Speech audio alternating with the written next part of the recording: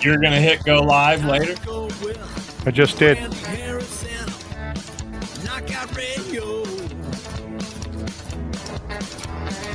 Ladies and gentlemen, Knockout Radio with Randy Harris is about to start.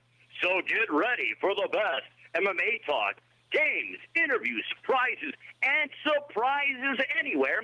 For Knockout Radio, I'm the voice, Ray Flores, and now here's Knockout Radio. Hey-o. Hey, everybody. What is going on, everybody? Coming to you live and in color from the Cool Breeze AC broadcast facility. This is Knockout Radio. First and foremost, before we get to our guest who is already standing by, ready to come in, our thoughts, an icon passed away yesterday in Dolly Parton. We'll talk about that over the next 3 hours, but let's get off on a good start. That's the bad start. Let's get off to the good start. Coming to the Tampa Bay area, Patrick Warburton will be in Bradenton on Friday, Matt. You and I should go. Sunday at the Funny Bones in Orlando, as well as performing at the Fanboy Expo, which we will be at on Saturday. He'll be there on Saturday and Sunday. Let's welcome to the program, Patrick Warburton. Patrick, how are you, sir?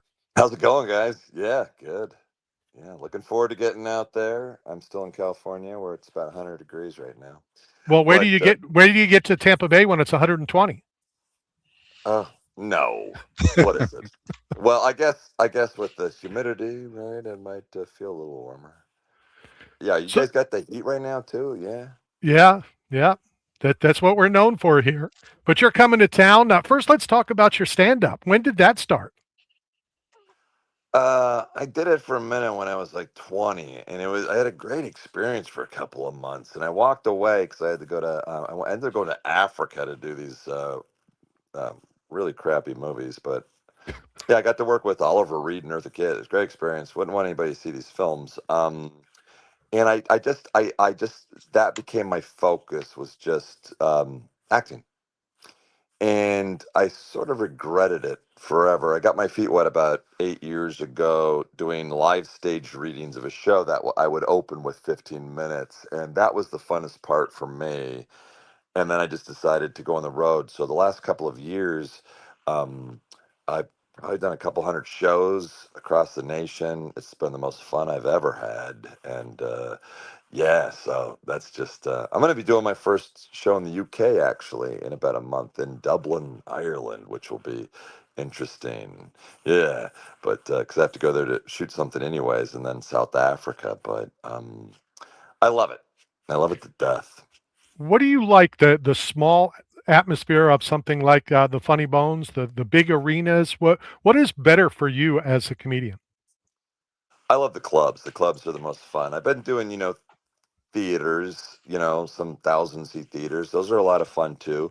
But clubs just have such great energy and, the atmosphere.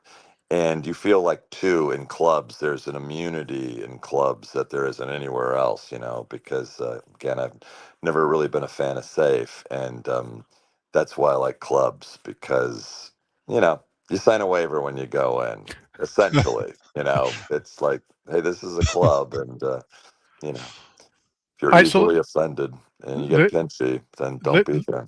Let me ask you this question before Matt jumps in. If you have, and I hate that I'm going to call myself a really good friend of Matt's very early in this conversation, but if you have a really close friend, do you want him to be honest with you when you're up on stage? Yeah, sure. Okay, so let me introduce to you my very awful comedian co-host, Matt. God, I know you want to ask some comedy questions.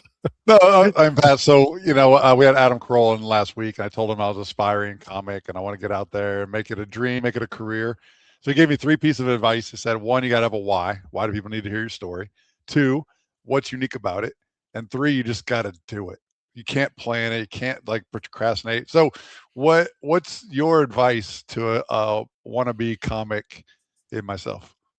Well, I think that, he's pretty spot on with all those things. I think authenticity is a big deal. Usually when I see a comic that you can tell when they've come up with a funny construct, they present it as if it actually happened, and that it didn't. From a mile away, that it didn't. That is kind of, that doesn't work for me. So people can literally quiz me on my show in regards to whatever's anecdotal or the stories that I tell. That actually happened. What you do is you find a way in making it stand up worthy.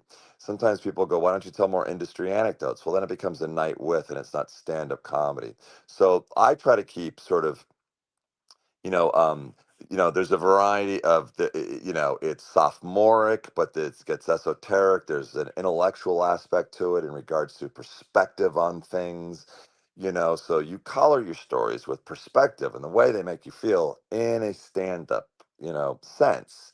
You know, everything stand-up to a degree is kind of like it's been described to me as a magic act in the sense that it seems that it is a stream of conscious for an hour or 70 minutes that I'll go and and that's the way it is. There's a lot of it that is truly organic in the moment because sometimes you really don't know where you're going to go, what you're going to talk about, but you do have a pretty good through line.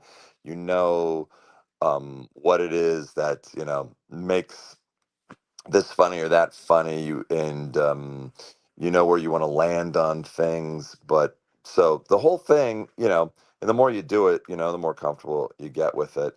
And early when I first started this, David Spade's an old buddy of mine, and I watched Davey, and he's so good, and I'd be like, oh, I don't even belong on that stage, because I see what some of these guys do. Then I realized that stand up is such a unique thing. I'm not trying to be Davey, and he can't be me. And so you don't ever try to be the best stand-up comic. What you try to do is be the best you. So whatever it is, you keep it unique. Your take on things. I tried working with writers, and I realized that nobody I knew had the sort of the messed up in that realm perspective that I do, and I have to stick with that. And so once you know that it's all going to come from you, that's the most important thing. Yeah. It's awesome. Yeah. So do it. Before And he's right. You got to do it. You can't procrastinate. When I was doing the other show, Mike goes, he goes, I could book you in any club in the nation. I go, that's great, Mike. I have 15 minutes. He goes, well, get it together. I go, how much time are you going to give me? He goes, I'll give you 3 months. I go, I was like a 99% no, because I just wasn't ready. And then I just go, yeah, I'm no spring chicken. I need to do it. If I don't, I won't. And then 3 months later, I did my first show, which was 500 seats, sold out, and I did 70 minutes. I went from 50 minutes to 70 minutes. 60% of what I did that night was untried and untested, meaning I hadn't worked out at the Improv or the Comedy Store or the Laugh Factory. And I just didn't have the time. I got up a few times. I worked out some stuff, but I'm not saying that it was a great first show, but it was good enough that I knew that I could do it. I go, start booking me, and then just I ended up touring all last year, and it Wow. was just an amazing experience. But if you um, just sit on it and procrastinate, that's the worst thing, because too, that's when you get your neuroses and your fears, because for some reason people are real nervous about getting up on a stage in front of uh, hundreds of strangers and having to make them laugh. It's really you know early on you start hitting stuff, and the more you become comfortable, the more creative you get, the more material you got, and you just start rolling from there. All right, so let me ask you this before Matt jumps in again. Is there anything off limits in comedy? Because normally comedians say no, but with Matt, there should be. um, I would like to say, look, the family, there have been times when they're not exactly happy about it. But I just go, listen, sorry, this is the way it rolls. There are going to be a few things that might be, but um, you got to lean into the danger. Yeah. Oh yeah. Speaking of danger, we saw Will Smith slap Chris Rock on stage. So Adam talked about how his boxing background gave him a lot of confidence. You're a big man. Like, do you feel safe on the road? Like, is there competition behind the curtain with other comics, or any crazy stories behind the scenes? I've never, felt that. I think there's much more of a camaraderie and and the alumni. This is a new realm, and I just sort of appreciate being, a part of that, um, you know, that genre and alumni. Those guys, and most of the guys, but I know they all have their own stuff or whatever. But I sort of, I feel like, distance myself, and then I'll have somebody feature wherever I go, and they'll, open 15, or maybe there might be two guys that do 15 or whatever, and they'll be like, "Is there anything off limits you want us to talk about?" I go, "Talk about whatever you want. Don't worry about being safe or non-blue, because I am, because sometimes the clubs will give them their own rules." And then a lot of these guys are like, "Is it okay if I sell merch?" And I go, "Fine, I don't care." I go, "Has anybody told you not to?" And they go, "Yeah, there are comics that won't let us do that." And and I believe that all these guys that are, coming up or whatever, some of them have been around for 30 years and they're still features, but they make a living selling merch. And there's some comics that won't let them do that. And I have no issue with that whatsoever, because I know this is their livelihood. But, um, so I always feel like, being generous is the most important thing any of us can do or be, and not pinchy about stuff like that. For sure. Before we talk about this weekend in the Fanbo Expo in Orlando, do you have a favorite voice or character, and which is more difficult, doing the voice portion or when you're acting?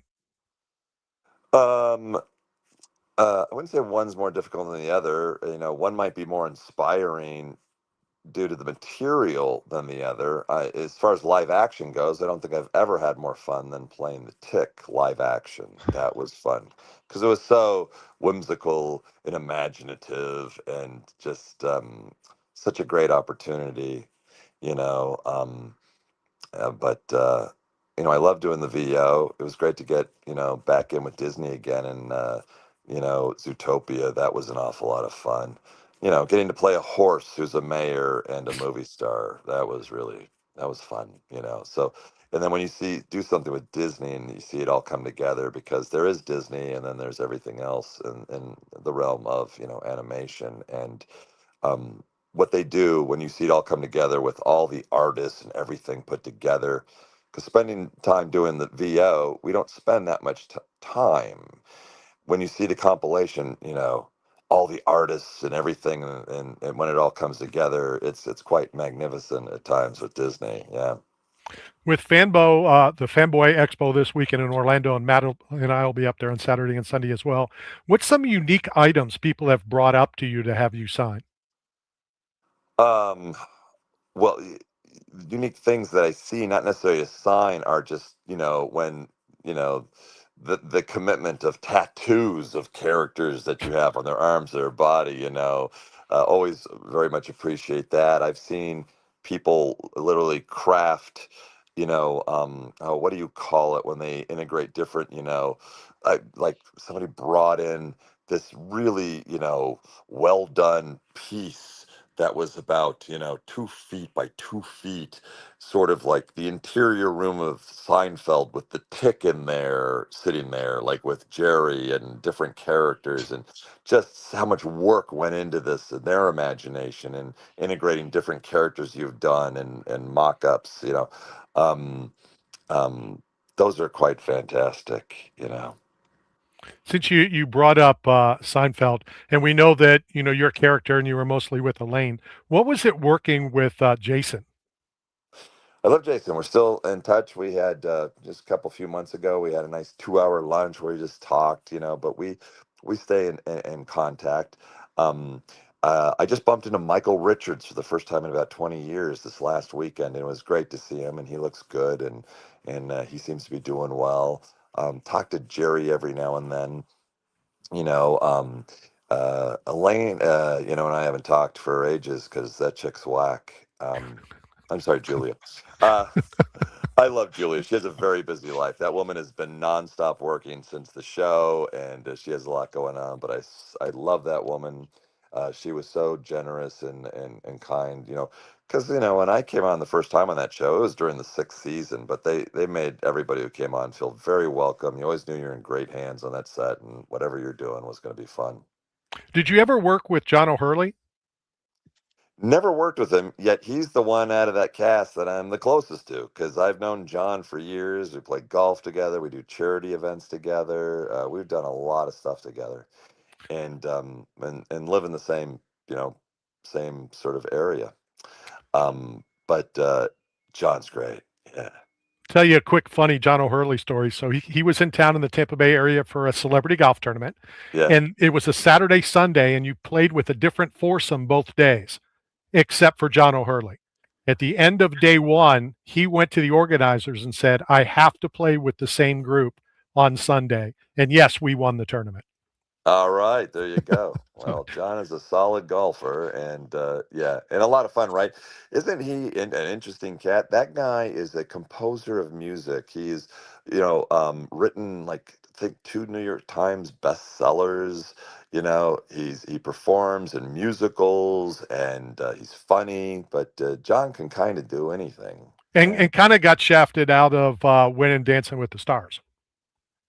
Well, he won, but he got shafted. In what sense? Well, everybody said that he didn't, that he shouldn't have. And, when it's a fan vote, whoever Right. wins, wins. And everybody's like, he shouldn't have won. He shouldn't have won.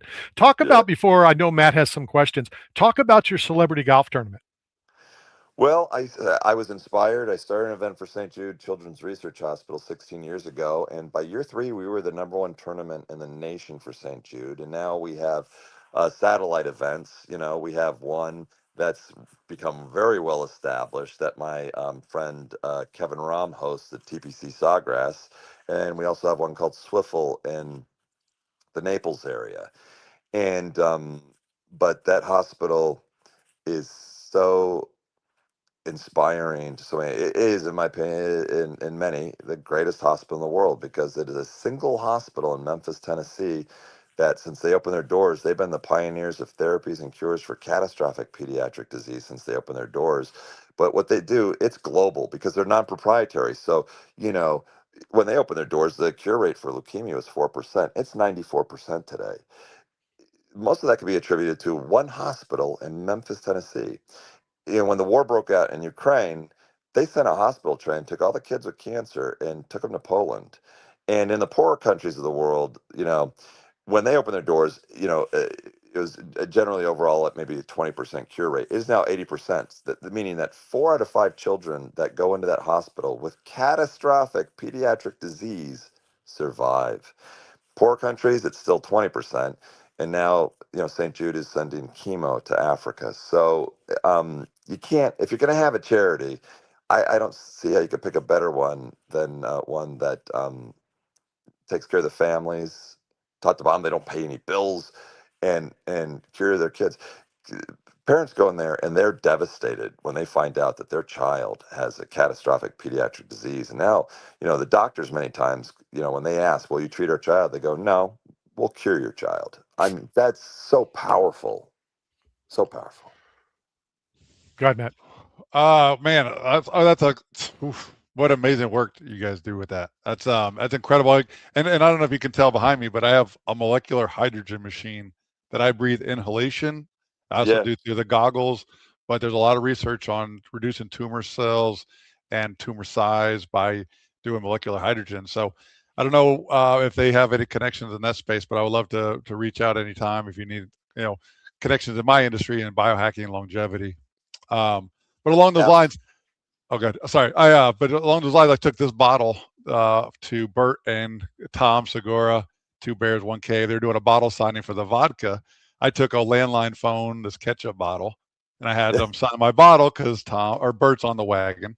So I said, "Hey man, will you sign my bottle?" Graciously, they did. But if you could make one phone call with this ketchup bottle to open for one comic of history, alive or dead, who would you want to open for on stage? Well, I love Jerry, maybe, but Jerry's clean and I'm blue, so I don't know if that would work out. Gosh, that's a really tough one, and I've never been asked that before. But yeah. How about if I change it? I'll change it. Who do you want to open for you? I'll tell you who opens for me a lot. I have a dear buddy, Mike Wilson. He's one of the best impressionists in the world. He does 1,000 voices.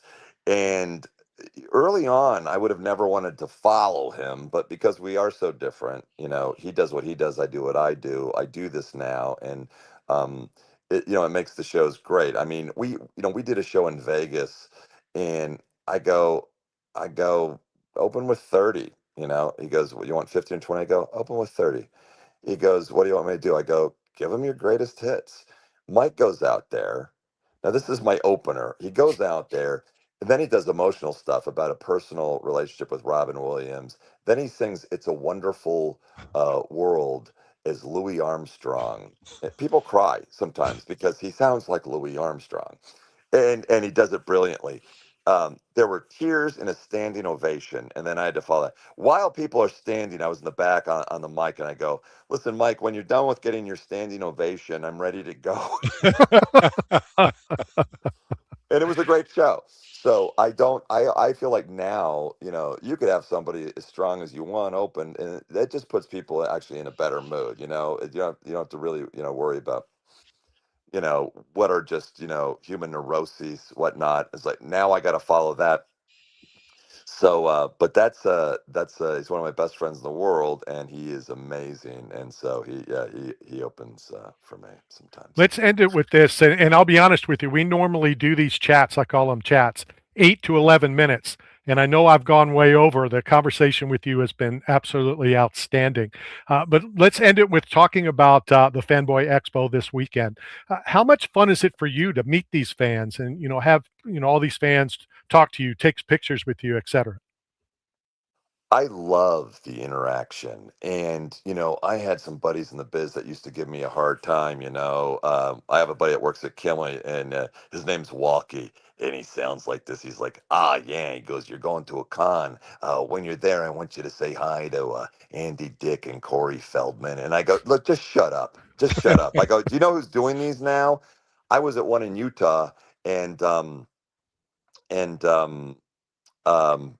Mel Gibson was there, and so many actors. I've been at him, and the guys, the cast of Game of Thrones is there.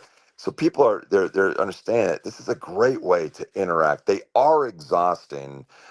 Every now and then I like to have a drink. I've got a rule now.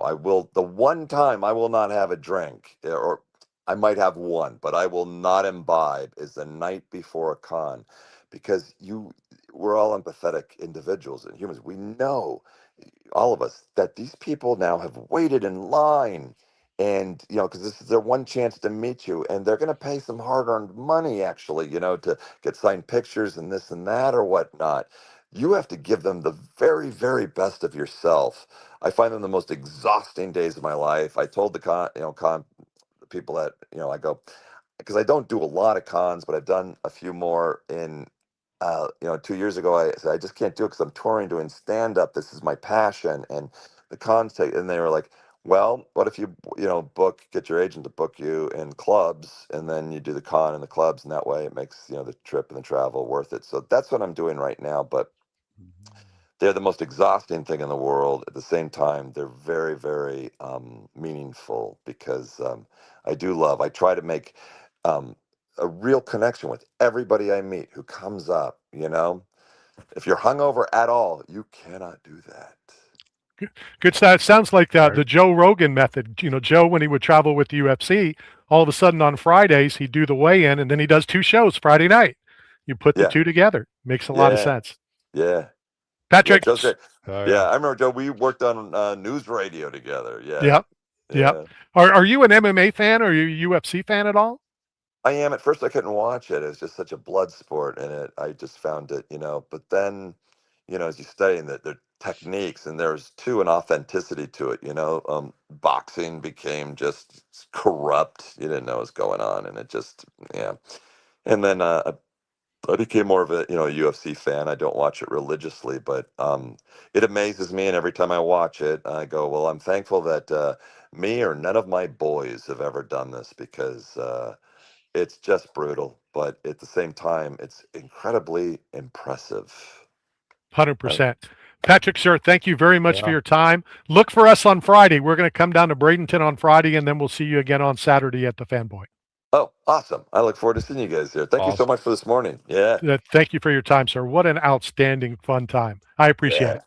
Cheers. I appreciate it. Thank you, guys. Take care, Patrick Warburton. And yeah, let's go Friday night, and you drive. I'll pay for the gas. How's that? All right, Friday night. I will be in Orlando. I have a boxing match. You do? I thought that was Saturday. Saturday is the Mike Perry fight. I think that's the MMA match, but boxing is Friday night. I just kicked him out of the studio. I'm such a douche. Oh, why would you kick him out? Well, I sat him there. I don't know if they know to leave.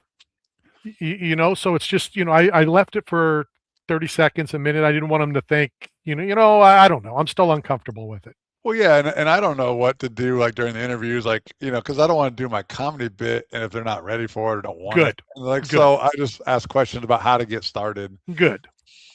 But I'll tell them some jokes in person because well, we may not be going now that I just booted him out. I'm not going to do that. All right, I'm just going to let him sit there from now on. What a great guy though. Like no, really very much cool so. Dude. Amazing. Yeah. John O'Hurley, my good friend. Are you going to keep doing that? What? This is not a vape. This is one of those African toothbrushes where you chisel off the bark and then you like clean your teeth with it. It's like good oral health, Randall. Yeah, dip crap. It's not our fans who are jumping on the YouTube channel and on the Facebook page don't want to see you clean your teeth. Well, they'd want to learn what to do so they'd rather watch you clean your hair. Oh, what are you talking about? My hair's great. It's got so much coconut oil.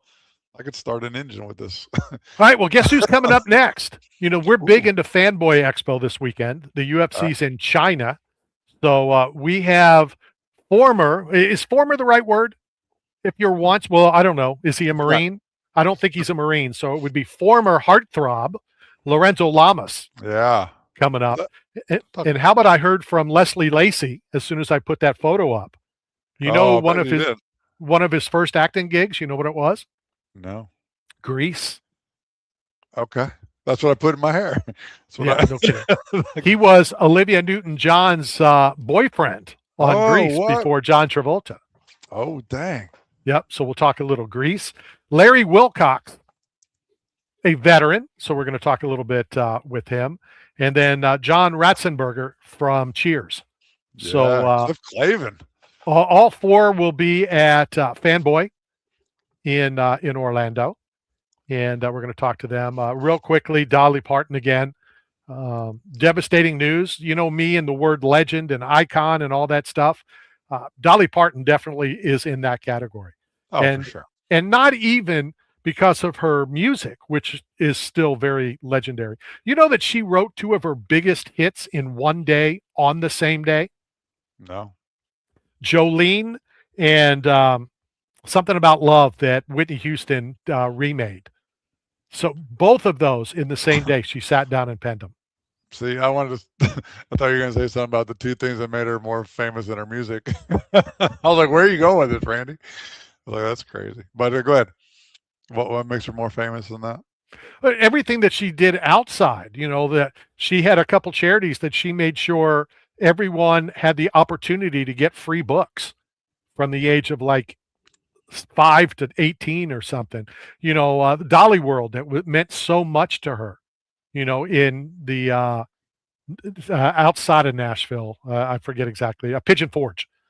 How can I forget? That's where I did my honeymoon. I thought it was like Will Always Love You was the other song that she wrote on the same day. No, she had Dolly World in Pigeon Forge. Now it might have renamed after. I don't know. I went to it, I believe, before it was Dollywood, on our anniversary. But big ups to her. Absolutely a legend. Do you see that the National Hurricane Center, the next named storm is going to be named Dolly? So, like the timing of it, the coincidence of it's crazy. Was it Dolly before? Yeah, it was Dolly before she passed. So do you think that they should? Do you think that they should retire musician like legendary names like Dolly? There should only be one Dolly. Like a hurricane gets retired after a devastating storm, or like an athlete gets retired a number. Should we retire musicians' names and stage names? Well, now I'm confused. So you've gone from hurricanes that really that's not an honor to have it named after you. Well, you retire a hurricane name, you retire like a famous baseball player jersey or number, like, so I'm just saying in like the music industry, they don't retire the names. Like, like Elvis there should never be another Elvis. There should never be another Michael Jackson. Like, you know what I mean? Like, All right, hold on. So you're saying that no one in the world can ever name their child Elvis, even though I know 3 Elvises that came you can, along after no, Elvis Presley. you can name them. Like Oh, they just Elvis. can't be a musician. Right. Like in Oh. the industry. Like, Oh, yeah. you have to do some. Well, it's like in acting. You can't use the same name. What do To you mean? get your SAG card, if there's somebody with that name, Oh, really? Okay. yeah. I didn't know that. I tried to register my name, M @ symbol at the Yeah, last well, it's because it's not a Comic-Con. name and you can't. It is a name. It is Well, a it's name. not. It's not. Well, the software algorithms haven't caught up to where you can use the @ symbol in their software. But once they do, I already have it in use. Like, that's my name. It's right here. Well, and I'm not going to say technically because I'm not a lawyer and I certainly don't want to play one, on the radio. But when I finally went through for the second time to get my company trademarked, and I talked to my judge friend in Nevada, and he basically said, well, you would be grandfathered in because you've used it for so long. So if somebody attempted to use it, it would almost be like you've had it. Now, I don't want to fight that in court because if I was to fight somebody like Kevin O'Leary, I'm not going to win. Yeah. But I did finally go through it. It is now not only trademarked, but registered. Nice. It's beautiful, man. So nobody can own Knockout Radio without your permission and express written consent? Not even with my permission. Oh, dang. I'm not Wow. letting anybody use it. I mean, even if they take off the K and silent, like the Knockout Radio is just NOCKOUT. Well, then that's not Knockout Radio. And that's Sure it is. Well, no, it's not. And that's how you get around a lot of those things. Let's go back to my good friend, better known as Vanilla Ice. And when his lawsuit of the alleged, taking of the song from Queen, he said, no. Queen is dun dun dun dun dun dun dun dun dun dun dun dun dun dun. And I believe Vanilla Ice, Mr. Van Winkle, said, no, mine is dun dun dun dun dun dun dun dun dun dun dun dun dun dun dun. So it changes it. So if you take a letter out, if you do some things, that is your way around a lot of that. Do you follow Vanilla Ice on social media? Do you follow his real estate portfolio, or his daughter just got a brand new car? He bought her I think it was a Jaguar, like surprised her with it. So like an emotional, heartfelt father-daughter Rob. moment. I've reached out to Rob a couple times. I've talked to his manager. Claimed that they're going to come on the show before his appearance at Ferg's, which is coming up here in the St. Petersburg area. He used to park his Rolls Royce in the Walmart parking lot in Tampa, like in the Tampa region when he was here. Like, and you'd always see it because it had the West Palm Beach license plate frame around it. So he had real estate up here. He was buying homes that are distressed properties or auctions, and he's incredibly smart with investments and real estate. Someone in the chat said there's 2 Wahlbergs, but I'm sure he's talking about Donnie and Mark. So there is a way around the last name. I believe you can't have the same first and last name. And that's why some people have had to change it. It's like I was born with it. Yeah, but there's somebody else that already has it. It's true. Enough there. Okay. Yeah. Last weekend. We'll go back to the Dolly thing. Like the government should or shouldn't lower flags to half staff. Like what's your thought on the tribute to Dolly Parton? I'm against it. And I know that some people said, well, everything that she did outside and all of her charity work and all that kind of stuff. My personal opinion, it should just be for war heroes, for military, for politicians. And I don't personally care if it's right, left, or down the middle. If you devote your entire life to whatever, and there's a lot of politicians, I don't agree with, but when they pass away and they lay in state or whatever, presidents, both sides, one side hates this guy, the other side hates the other guy. When they die, the flag will be lowered to half staff, whether you like it or not. But then again, depending on who's president, Next president may say, you know what? No, we're not doing it. And that's the screwed up world that we live in. But well, I mean, in all fairness, they are national treasures, and she deserves it. She earned it. So well, I'm but okay then with where it coming out halfway. but then where is that line?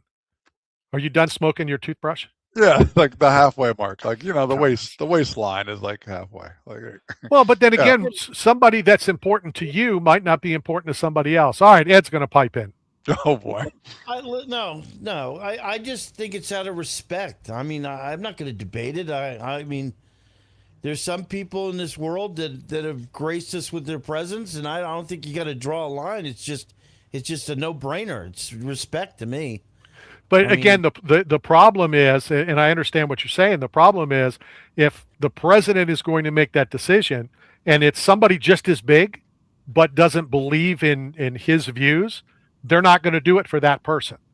Well, and that's where it's a muddy water. Listen, he's not saying it's going to be law, okay? He's asking out of respect to lower your flag at half-mast in respect for what she's done, period. Right. It's not one of those stupid HOA things where they'll kick you out if you don't. It's just a mere suggestion of kindness. That's all. I'm going to Google it real quick, and I could be wrong, but I don't think that's the case. I think he is making it a federal to lower the flag to half staff. Well, I've not heard that. I don't think that's. Hey Ed, have you heard that? Hold on a sec. Dr. Google, Trump orders flags to half staff for a week in honor of Dolly. Well, that's federal ones, right? Okay, right. That's federal. Okay, federal ones, yes. So in other words, all the ones at government offices are going to be lowered. Yes. Right. Okay. So Ed, have you heard from the National Hurricane Center about the next development? Like Dolly, if it becomes a hurricane, they're not sure if it's going to have an eye or not because I don't think anybody's ever looked up. like too soon? All right, fine. I'll wait. I'm just saying, a hurricane with no eyes would be a tribute to the Queen. Sucking on the wrong end of the toothbrush. Yeah. Yeah, I know.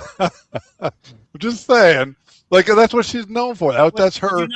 Did you not read the instructions on the toothbrush? Oh, insert in mouth and anal. Shut up. And shut up. There's usually a diagram on the box for people like you. All right, we're going to end this. We're going to end the StreamYard, and we'll just go back to FCC radio moving forward. I think that's what we'll do.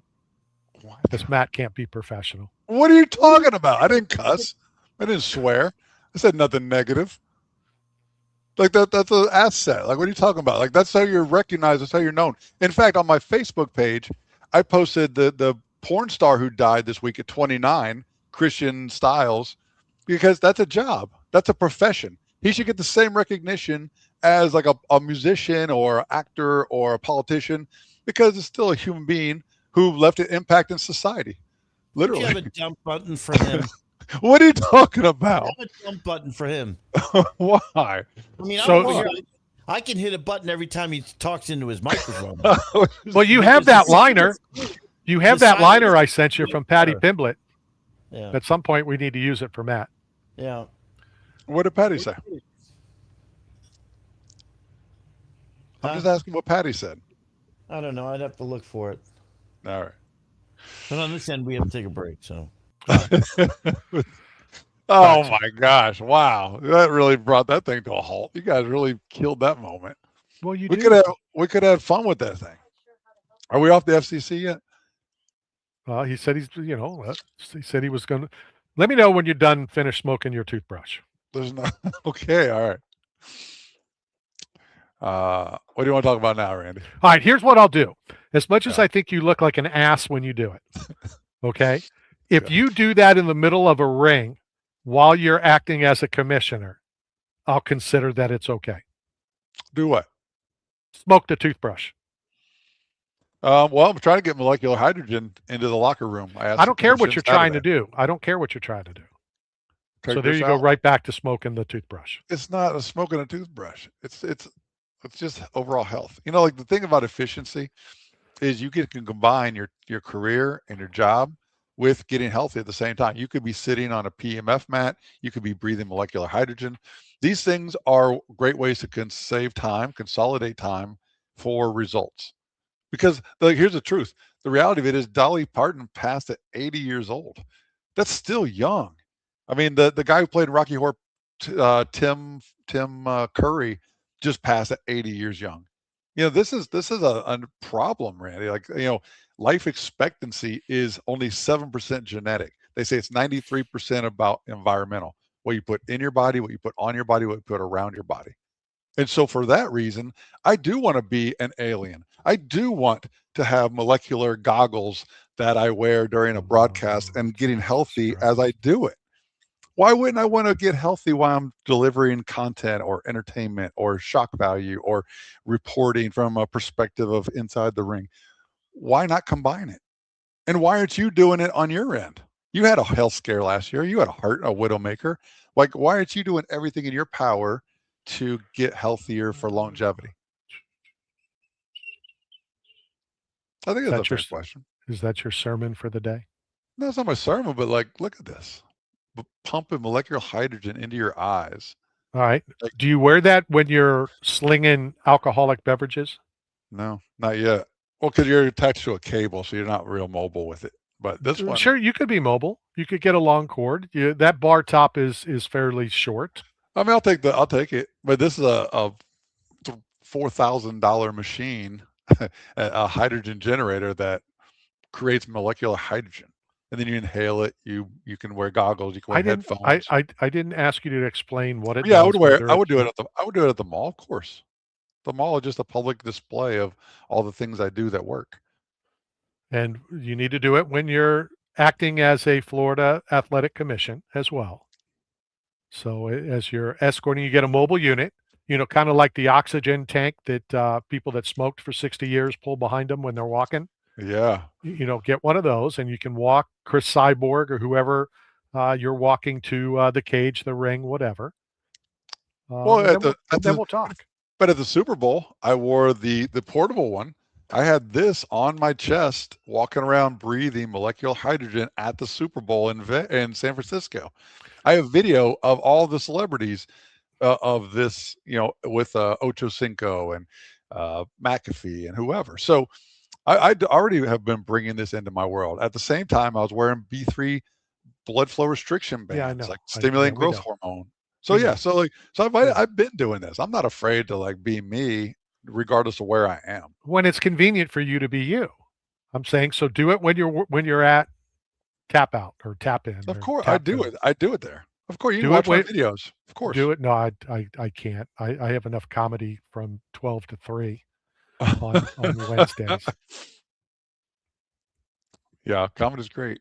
It's and I gotta follow these guys' footsteps, man. Because it's such a different world, and I can actually be me.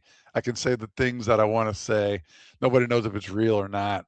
Nobody knows if it's whatever. But I guess you just didn't listen to Patrick when he said it has to be real. Well, yeah, no, it's real, but you just said you don't know if it's real or not. Well, you can. I think you can embellish a story by making up some fake aspects to it. I think you have to make it. Otherwise, you're just out there talking about yourself. And you always tell me it's not about me, not about Matt. Don't talk about me. Me. So I'm trying to be a professional. When? Well, I mean, right now. No, you're not right now. You're smoking a toothbrush. What are you talking about? But these are healthy things, Randy. That's what I'm trying to tell you. Everything, it's all about moderation and inclusion. Can't you see the future, Randy? It's right here. Oh, I see the future. I see the future. Trust me. Speaking of seeing the future, I saw a report. Who was it that just retired that said he couldn't see? That the commission, he fought 3 fights after he just retired. Come on, UFC fighter Barbosa. Edson Barbosa. He just admitted that his last 3 fights, or he hurt his eye and he couldn't see, and the commission still let him fight with essentially one eye. Thoughts on letting fighters do what they want to do, regardless of the implications? Is it really that big of a deal, or should the did the commission, they need the money, the promotion need the money to promote Barbosa as a fight, so they let it slide? Like, what's your take on it? I don't believe it. I'm naive. I don't think that Edson Barbosa was that important of a fighter, and I'm not trying to be disrespectful to Edson Barbosa, but it's one thing if you're going to let, and I don't think you do, but with John Jones, a Conor McGregor, Amanda Nunes, why would they let Edson Barbosa, knowing that he was that injured, fight? I mean, it doesn't make sense. It's not any more money for the organization. It's not any more money for the commission, the state, the card. That doesn't make sense. Yeah.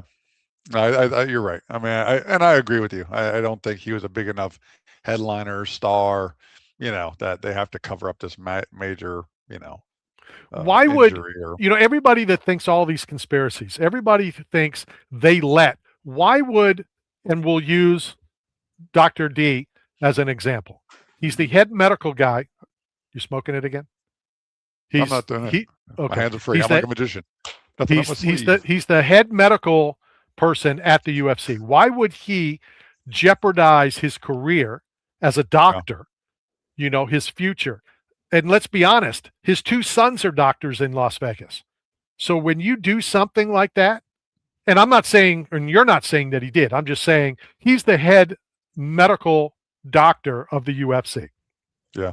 I personally don't think he would let something like that slide.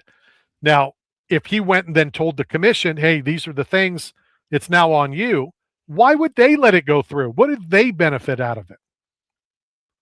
If you're paying whatever you pay to the commission, well, whoever replaces that fighter is going to make the same payment. Right. No, I agree. Same thing. Yeah. Right. But, yeah, I agree. Same thing. How much money would you take to do this? So our content creator sent me this. South Carolina. Hold on. Wait. Time out. I need a timeout. So go back to that, the eye part. Like there's a recent episode of Diary of a CEO, Stephen Bartlett, and they have an eye patch on them. Because you talk about training with an eye patch for different perceptions. Your senses are different. Your perception is different. So they actually have a tennis ball drill where you take a tennis ball and you throw it against the wall overhand and catch it. And then you do like other hand. Right. And then you do like alternating hands. But it's all for neuro training, all for like the brain. But yeah, I mean, in that situation, training with one eye patch, you would feel what Edson Barbosa felt like for the last 3 fights potentially. I'm confused. What does that have to do with Edson Barbosa? Well, he fought with like one eye, like he was injured. All right. He couldn't see for his last 3 fights. So he says, right. And I'm not calling anybody a liar. He says that, but obviously he didn't tell whoever he needed to tell that. Right. Can you hold on. Yeah. Can you fake your way through an eye test? Yes. Yes, of course you can. Yeah. Like you just move closer, right? Like I have my eye chart right here. So one of the greatest. if one eye is different, and you're at the DMV, you close the eye, you pull back. I mean, there's many ways to get around whatever. So if he chose to do that, if he chose to, the whole Michael Bisping thing as well, it's really no different. But you kind of commented, and I know it was just your opinion, not the opinion of Knockout Radio, Randy Harris, the Tan Talk Radio Network, Lene Incorporated, and anybody else associated with us. That 51. Was just your. I'm sorry. 51. 51 what? 51 hours, 51 minutes into the segment or to the show, and I got my first disclaimer. Exactly. I try to keep track. I got to do better. I could have earned that way earlier. I almost said to Patrick when he was on about his charity event in the golf tournament. You done? Yeah, it's a pen. It's a pen. Oh my gosh, I can't put anything in my mouth. Fine. You already talked about your man crush. Which one? The one who, and may he rest in peace, the one who passed away. Oh, Hogan? No. Which guy? Porn star. Oh yeah. Yeah. Exactly. But I was going to ask Patrick, what's the prize? Even though when you do these charity events, it's not for the prize, it's for the charity. But let's be honest, I ran a charity. And what people would tell me all the time is that they did my golf tournament because of the tournament, because of the prizes, because of the celebrities, because of, and unfortunately it's an afterthought on where the money is going. They want to make sure it goes to, to a charity, et cetera, et cetera. But it's really is an afterthought. And that's why it was so important on the charity golf tournaments I did that we had such cool prizes and we had such cool celebrities. So I almost was going to ask Patrick what his prizes are. And if they're prize worthy, I'll call my buddy Steve Monroe and I'll load up like we did in the past. We'll go win a tournament or two. Or you could donate some prizes to his tournament. And I've done that before. Clutter behind you. I cleaned it up a little too. I don't know if you can tell, but I put a lot of the MMA bobbleheads here at Cool Breeze.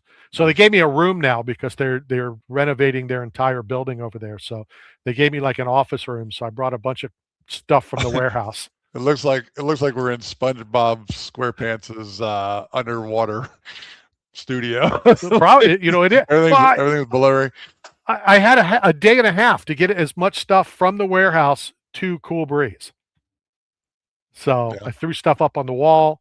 Big UFC right there. I mean, if you're going to continue to live underwater, Randy, you really should consider getting you a pair of these goggles. Or a toothbrush. You can snorkel and this will save your life if you're underwater for too long. Hey, speaking of iCharts, one of the greatest things I ever saw in all businesses when I was doing door-to-door sales was an iChart behind the receptionist desk. And it said, if you can read this chart, there's no soliciting, turn around and walk out this damn door. We just fell out laughing. Me and my partner. It's probably one of the funniest, office humor jokes that you can get away with. That's funny. What was his name? Which one? The one that I went with? Your partner. His name was Sean Duffy, but we called him Sean Duffy Combs is what we called him. Because Puff Daddy was like the biggest star. All right. So last weekend I bounced back and forth on Friday between I put a lot of miles on in Tampa, from Benchmark to Tampa Stadium, back to Benchmark, back to Tampa Stadium, or Raymond James. If I'm going to call one Benchmark, I'll call the other one Raymond James. I did not get back in time to watch the main event. I got there just as ended. Talk us through Chris Cyborg, her retirement fight. It's a legend, a legend amongst us, as far as female MMA, 30 wins in her career, 5 different titles and 5 different promotions. It's up there with a Dolly Parton. It's one of those legendary feats as a career. She's always gracious and humble in her, just presence. She's just awesome. She embodies the sport. Of what it should be is be a professional martial artist. And she went out there and was victorious. And she had Tito Ortiz in her corner, in her ear, talking to her. And, just adored by the fans. Winner on every aspect. No, I agree 100%. We were fortunate enough to book her as a guest, Super Bowl Radio Row in Las Vegas. And I believe that was the first time outside of a media scrum, the first time that I had a one-on-one with her, or 1.5-and-1 with her, because you were there. And you're right. Incredible. It was so much more than I could have ever expected. Just how down to earth, she was, how gracious she was. And she is a Mount Rushmore, and what's a shame is that a lot of UFC fans didn't remember that she won a UFC title. Yeah. And when I spoke about it, their comment was, well, she won everywhere but the UFC. And that's not true. She did win at the UFC level. She did. And so when it's so difficult to pick for, and I hate when people go, what's your Mount Rushmore? And then they list 7. Right. If you want to say what's your top 7, that's one thing. But if you say, what is your Mount Rushmore? Who was on your Mount Rushmore of fighters, female fighters? And why does it have to be female fighters? Why shouldn't it just be? And how many of those female fighters? I mean, it'd be difficult. I mean, I understand. Would she make your Mount Rushmore of if it was male and female? If it was co-ed Mount Rushmore, would she be one of your 4? I don't know. I'd have to think about it. Well, you got to think about it. Yeah. You can't just off the top of your head because, we're looking at accomplishments. Is that what we're going with? Again, Mount Rushmore, has been misunderstood so many times. Is Mount Rushmore, and it's not, is Mount Rushmore the 4 greatest? Is Mount Rushmore the 4 most influential? And again, the advantage of us doing it this way, Mount Rushmore has been built. Is there a president that is more influential, is more this, is more that you would replace? You know what I'm saying? So a lot depends on, I really feel like we should re-ask the question a different way. Not necessarily Mount Rushmore, the most influential, the most this, the most that. Well, which came first, like the Mount Rushmore? The chicken or the egg? No, well, obviously the egg, because we had dinosaur eggs way before we had a chicken. So, how could the egg come before the animal to lay the egg? I don't know. That's above my pay grade, but okay. I'm just saying there's definitely eggs here before the chicken. I'll bet you if you smoke that toothbrush a little bit more, you might get a better answer. I might. Let me take a light. You can't light an Oreo on fire. And so here locally in the Tampa Bay area, apartment complex got hit by lightning last Thursday, right across the street from where I work in the Outlet Mall. Up to like 200 to 300 people are now displaced, and the whole building just imploded. It just was collapsed. But my suggestion is make the shingles out of Oreos, because you can't light an Oreo on fire. It just like smokes and it smells like plastic. But you take a blowtorch or a lighter to an Oreo and it won't catch on fire. So let's make shingles for our roofs in Florida, the lightning capital of the world, out of Oreos, and then prevent fires like that one. And how many? All right, there was a one-time smoke the toothbrush. Now you're done. All right. Can I drink the hydrogen water? Is that allowed on your network? No, it's not. Well, as long as you drink it, not run it through your nose, like I've seen you do that before. How many people would walk by, kind of like the gingerbread house, and before you know it, the shingles would all be gone? Oh, you think they would make food out of it? Well, it is food. No, they're not going to make food out of it. It already is food. Well, it makes sense of why the cow jumped over the moon. You get the milk up there, and sprinkle it down. Grab those udders and like make the roof wet, and then eat it. All right, I'm really. I told you it was a one-time thing. Get that out of your hand. All right. It's a one-time thing. I am going to give you a little bit of credit. Okay. Well, not credit, but recognition. No, not recognition. Credibility. Okay. No, I'm not giving you that either. I saw a little clip. I think it was of a documentary of Matt Hughes. Okay. And Matt and Mark Hughes used to drink your milk.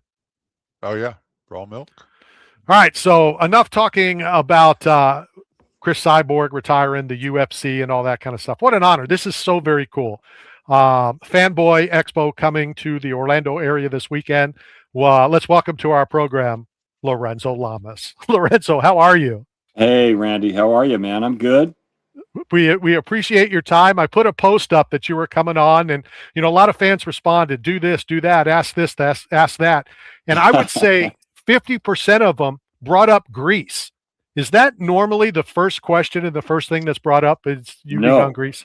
I mean, Randy, to be quite honest, there are a lot of people that come up at these different autograph shows, and they see a picture of my character in the movie Grease, and they go, wait, you were in that?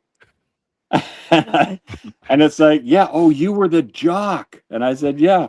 So, I mean, half the people come up, they don't even know I'm in the movie, because number one, I was 19. I was probably the only real teenage cast member playing a teenager. Right. But no, it's a trip, man. And obviously the second question, if anybody ever brings up the Grease, what was that like? An iconic movie with obviously an iconic actress. I was a year out of high school. It was like I was in a dream. I couldn't believe that I was actually on a set with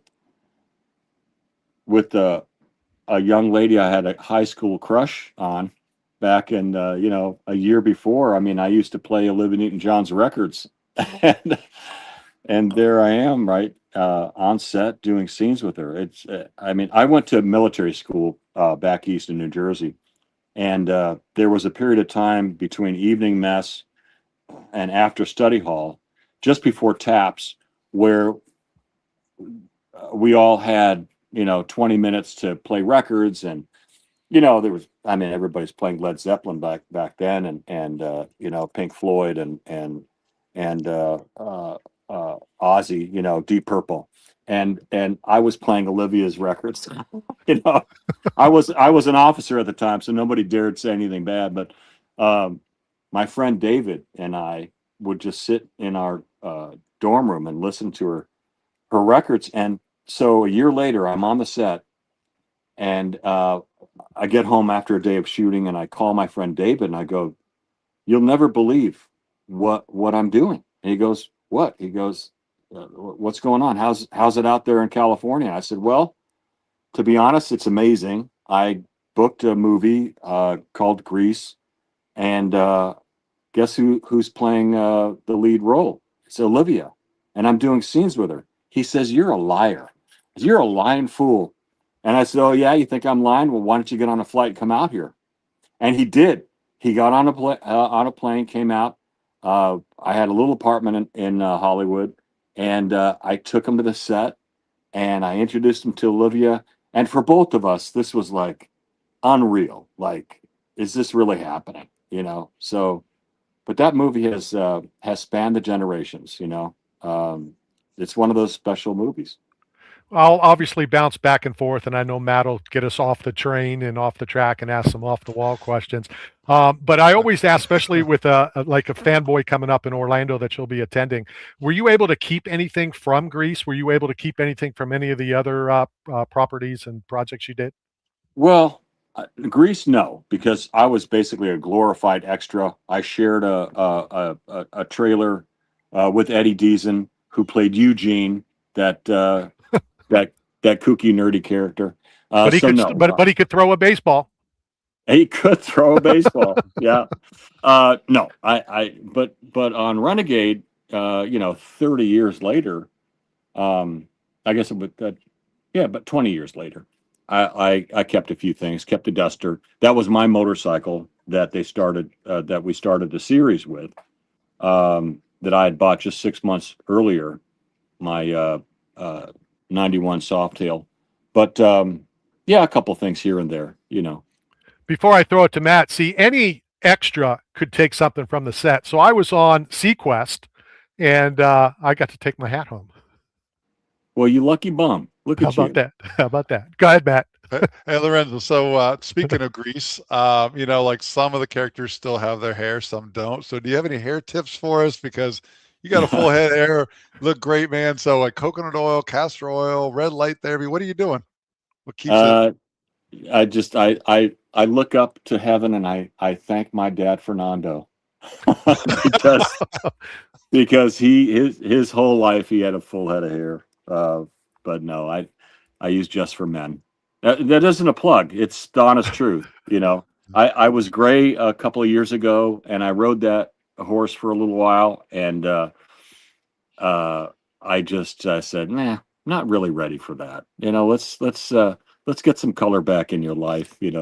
But I don't know. It's just genetics, man. I mean, I don't do much for really anything. I mean, other than just I exercise. I still do martial arts a couple times a week, and I'm up here living outside of LA, and there's all kinds of wonderful trails to go hiking on, and that's it. Just live clean, and I don't drink anymore. I'm not saying, but that's definitely improved my health and my cognitive ability. No question about that. But yeah. So anybody that listens to this show, they know that I try not to do a lot of research. I want to get one or two things, and then we just have a conversation, and that's how it goes. And you learn some, and obviously you lose out on some. This is Knockout Radio. I've covered the UFC longer than anyone in the world. And we always see these things like Ed O'Neill's a black belt. This person's a black belt. Well, I did see in some research that you have not one, but you have a few black belts. I have two. I've got one in Taekwondo and one in a system called Budo Jiu-Jitsu, who was introduced by Sensei Al Thomas. Al Thomas and Ed Parker were on the Olympic judo team back in the 60s. And Ed Parker went on to develop Kempo. Al Thomas went on to develop Budo Jiu-Jitsu, which is a combination of karate and jiu-jitsu. And he in his life, he helped law enforcement. He really, he would give seminars for law enforcement organizations around the country about restraint and basically just come along tactics and things like that. And he would add karate because judo obviously also. So it was a great combination of different martial arts disciplines. What got you into mixed martial arts? Well, in 1979, I was bored and I wanted to find something that I could keep me in shape.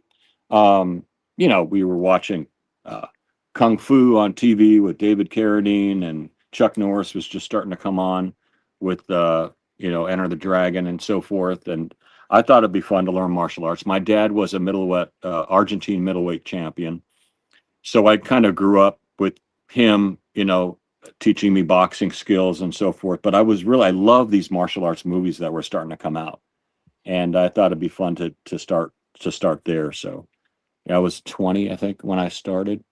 And I never knew that I'd be using that on camera. Those movies weren't being done at that point. Are you a UFC fan? A PFL oh, I am fan? now. I am now. I think at first, when the UFC started out, I go, "What is this? These guys are just beating each other bloody," and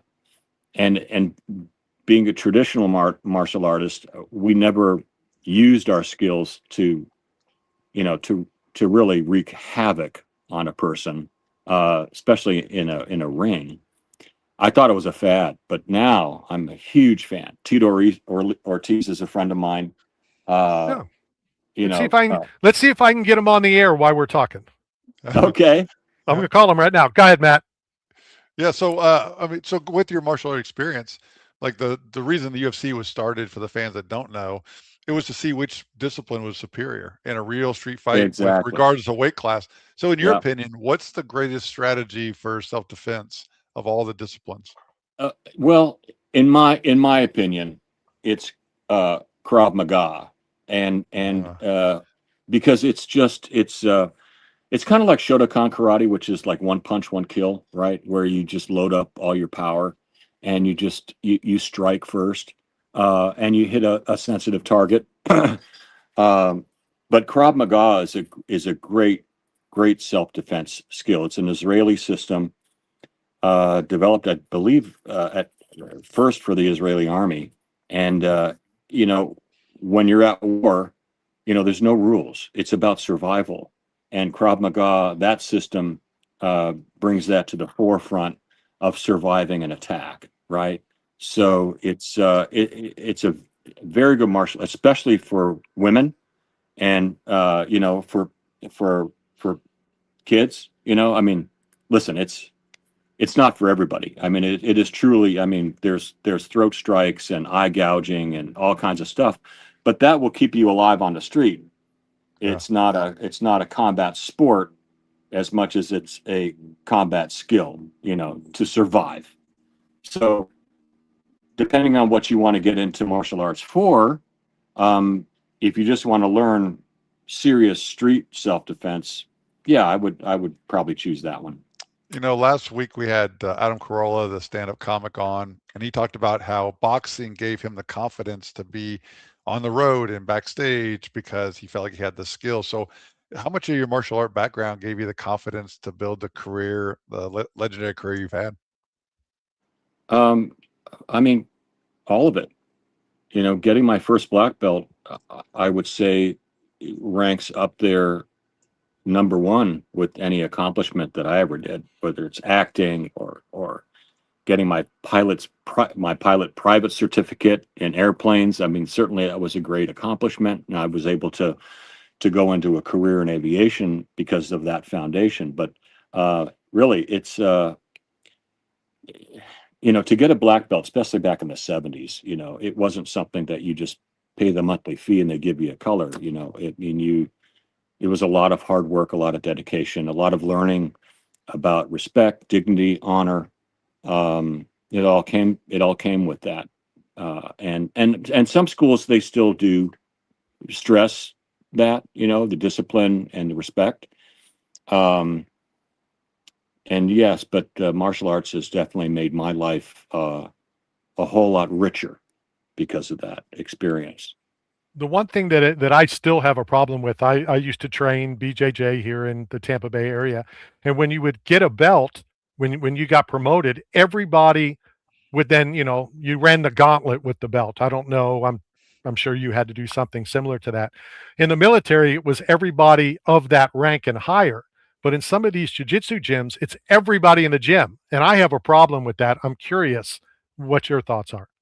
It depends on your belt level and your skill level. As I understand it, from the little research I've done with jiu-jitsu, it's an environment where, there's humility, there's support for the lower belts coming up the ranks. It takes you a long time to move in promotion, and that's very traditional like. So what I can gather, I mean, the good like Machado and the good jiu-jitsu schools do really emphasize a teaching aspect from the higher belts to the lower belts, and that's the way to do it. Have the higher belts work with the lower belts and just don't show off, don't like. There's also an element of learning that comes from lower belts too. I mean, you could be on a mat, or you could be sparring with a lower belt, and they have a particularly good technique that maybe catches you a couple of times. It's like, oh, okay, do that again. It's a learning experience, and it helps you grow as a skilled, combat person. For sure. Let's end talking about this weekend. You're coming to Orlando for the Fanboy Expo. Give me your thoughts on the expo, the opportunity, not only for fans to meet you, but for you to meet the fans. Yeah, it's the exchange of stories that I think I enjoy the most at these shows. People will come up to me and they'll tell me that a particular movie or a series affected them in ways that helped them get through a stage in their life where they were dealing with some family loss or depression or all the things that we face, in our daily lives. And some of the stories are very touching. And I'm just so happy to be able to meet them because it means so much to them. They've paid the money to get in on the show, and they see the celebrities that they want to meet. So that when they come to your table, they're there because they want to be there, and a lot of the stories that I've heard have been very heartfelt and very touching. And sometimes they'll bring things that I didn't even know were out there, DVDs and records that I made, back in the 80s that I've long lost track of. They'll bring it to me as a gift. And that's one of the great things about it. So Lorenzo, I have this old home phone. Maybe I'll bring this to you on Saturday at the Fanboy. But it will be an honor to train with you when you do come to the area. It will be awesome. But you get one phone call from one director. What role, what screen, what play, what movie would you dream to be in? Like something you've either done before and want to rekindle that moment, or something that's a fantasy you never got or wish you could get? I'd want to do something new. I'd want to do something character driven. I mean, Tarantino would be the phone call, man, because I think he's a genius, and to be able to work with that guy on that level of filmmaking would be such an incredible experience and honor. There you have That's it. Lorenzo, awesome. sir, That's thank you very much for your time. Looking forward to coming up and meeting you and seeing you and having a further the conversation on Saturday. Yeah, look forward to it. Thank you, guys. That's awesome. Thank you, sir. Yes, sir. Yeah. like Wow, reliving. You know, I watched all of his shows. And when Leslie texted me, I'm like, "What do you mean in Greece?" And I'm like, "Oh wow, I forgot that." So really good stuff. Lorenzo Lamas will be at the Fanboy Expo this weekend. Go out and meet him. But you know, it's Get crazy. autographs, pictures, etc. So we're talking about cognition.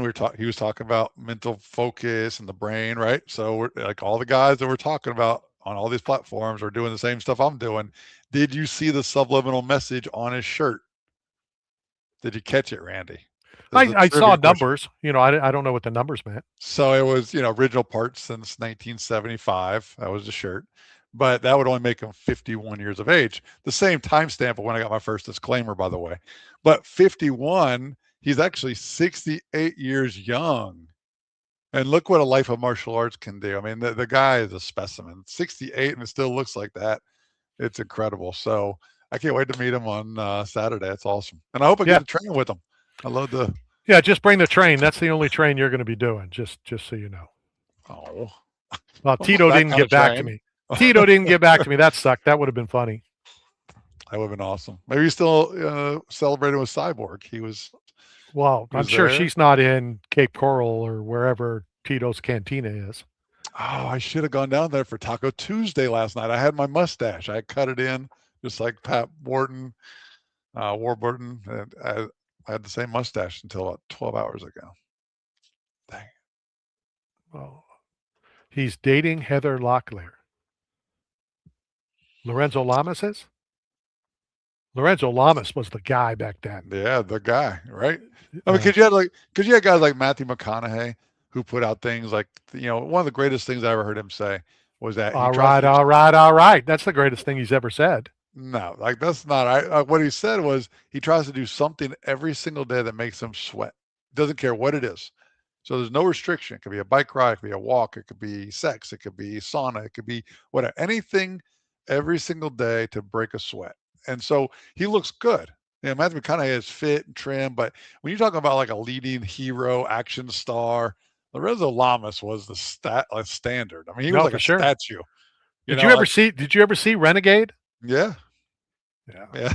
Like that dude's a stud, bro. He's 68. He looks like that, bro. It's insane. It's incredible. So kudos to that guy. 2 black belts. How come he's never been mentioned? You know, even when we've talked about it, you know, that they're actors. You always bring up Ed O'Neill, Wesley Snipes, you know, the couple people that... Michael Jai White. Yeah. Michael White, you know, Al Bundy, Ed O'Neill. I already said him. Thanks for tuning in. Sorry. Elon Musk. No, not Elon Musk. Zuckerberg. You're going to have to put Zuckerberg in there at some point. Why? I mean, if because he's kicking like UFC fighters off of a floating platform into the ocean. You know, where your radio show's filmed live underwater. I don't know what that means, but no, but he's training, work his way up the belts. He's earning it. What belt is he at? Not that it matters, but what belt is he at? I don't know. I think he's blue belt probably, but do you know what he trains? Brazilian Jiu-Jitsu. Oh, it is. Okay. And Dana White says like Zuckerberg will mess you up. Like don't mess with that tech nerdy guy thing. Like, you know, that whole nerd thing. Did you see how much they want to do Zuckerberg Musk in the Coliseum? $150 million. $150 million. The money, you know what the money will go for? Yeah, it's to renovate, you know, a lot of their landmarks. A lot of I think it's a win-win. Yeah, as long as Musk and Zuckerberg are the ones that are paying for it. Of course. But I mean, Dana could throw in another $30 million and lose it. He did that for the White House card. I mean, he lost $33 million on that spectacle. So yeah, maybe.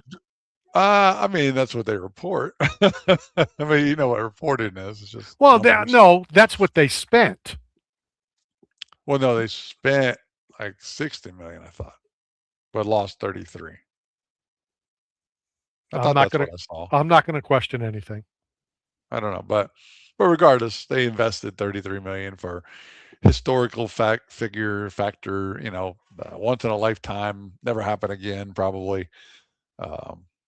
So, you know, it's worth the investment. When you have the money to burn, you're building a legacy. No, for sure.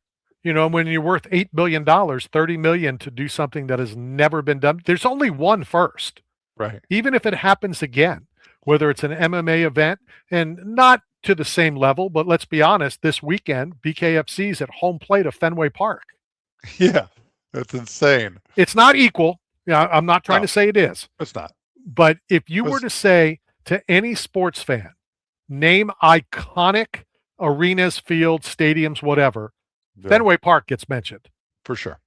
How Okay. many legendary, does it really look that bad? Underwater radio? Does it really I mean, look that bad? It's the best you've ever looked, to be honest with you. I'm Okay, going to well, good. compliment you on your diet and nutrition. You look great today. Name iconic baseball fields. Yeah, There- Yankee there's Stadium, two. Fenway, Wrigley not- Field. You don't say Yankee Stadium anymore. You know, once you move out of the legendary stadium, maybe old Yankee Stadium, if they build a new stadium, if they even build a new Fenway Park, and Yeah, it's it's not not the same. is it legendary? No, because nothing Right. legendary happened in it. Yeah. The legend is gone. If you replace Wrigley and Fenway, well, they replaced Yankee Stadium. It's not the same thing. But which would be bigger, though? UFC White House card or UFC Coliseum, Italy, the birthplace of the gladiator? I mean, which one's a bigger deal? Well, first of all, bigger globally would be the Coliseum because, like I said, I went and I asked fans, some Americans and some non-Americans, and a lot of the non-Americans was like, "Yeah, it's cool." The Americans were like, "This is epic. This is unbelievable." But it's not the original White House. It's not the real White House. Just like you're saying, not the Right. original Yankee Stadium. Right. So it's. But this White House has been here long enough. You're right. The original burned, but it's not like Yankee Stadium that's been around for what? 8 years, 10 years, If 4 the years?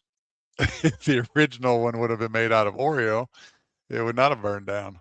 Well, that's not true because the military would have gone for a snack in between battles. You want the most indestructible thing ever? You get the black box from a plane, you build the structure out of that, then you coat it in Oreo cookie crumble, and you'll never. It's indestructible. Are you allowed to say the word crumble? Why not? Why can't you Well, say crumble? Well, because Crumble is a cookie company, and they may Oh. have the patent on it. It depends on how you spell it. Just like Knockout Radio, without the K, it's still Knockout Radio. Is it? Yeah, it's Knockout Radio. Sounds the same. Sound it out. Knockout Radio. KNOCKOUT. Not do it without the R-A-D-I-O. K. Not do it like a silent K. All right, so coming up momentarily, we will continue talking Fanboy. And next, coming on from Chips and other things, Larry Wilcox will be on momentarily. Looking forward to that. And my 30 seconds of research found one or two things that we will talk about. And it's the same thing that I mentioned to a lot of these types of people. And you will see what that is here momentarily. I wonder. Speaking no. of, no, I said a lot of cool things coming up. Let's welcome to the program, Mr. Larry Wilcox. Larry, how are you, sir? I'm good. How you doing? We're doing well, and happy, I guess it's belated birthday, right? Didn't you just have a birthday? Yeah, August 8th, 8-8. Yeah. Good numbers on the crap table. Yeah, it truly is. So, like I was just telling Lorenzo Lamas, who will also be at Fanboy this weekend, I try to do very little research. I just want to have a conversation, and what comes out, comes out. And if I can pick one or two things. So I'm going to start with my question is, as a fellow veteran, how come I'm ex-Navy, but once a Marine, always a Marine?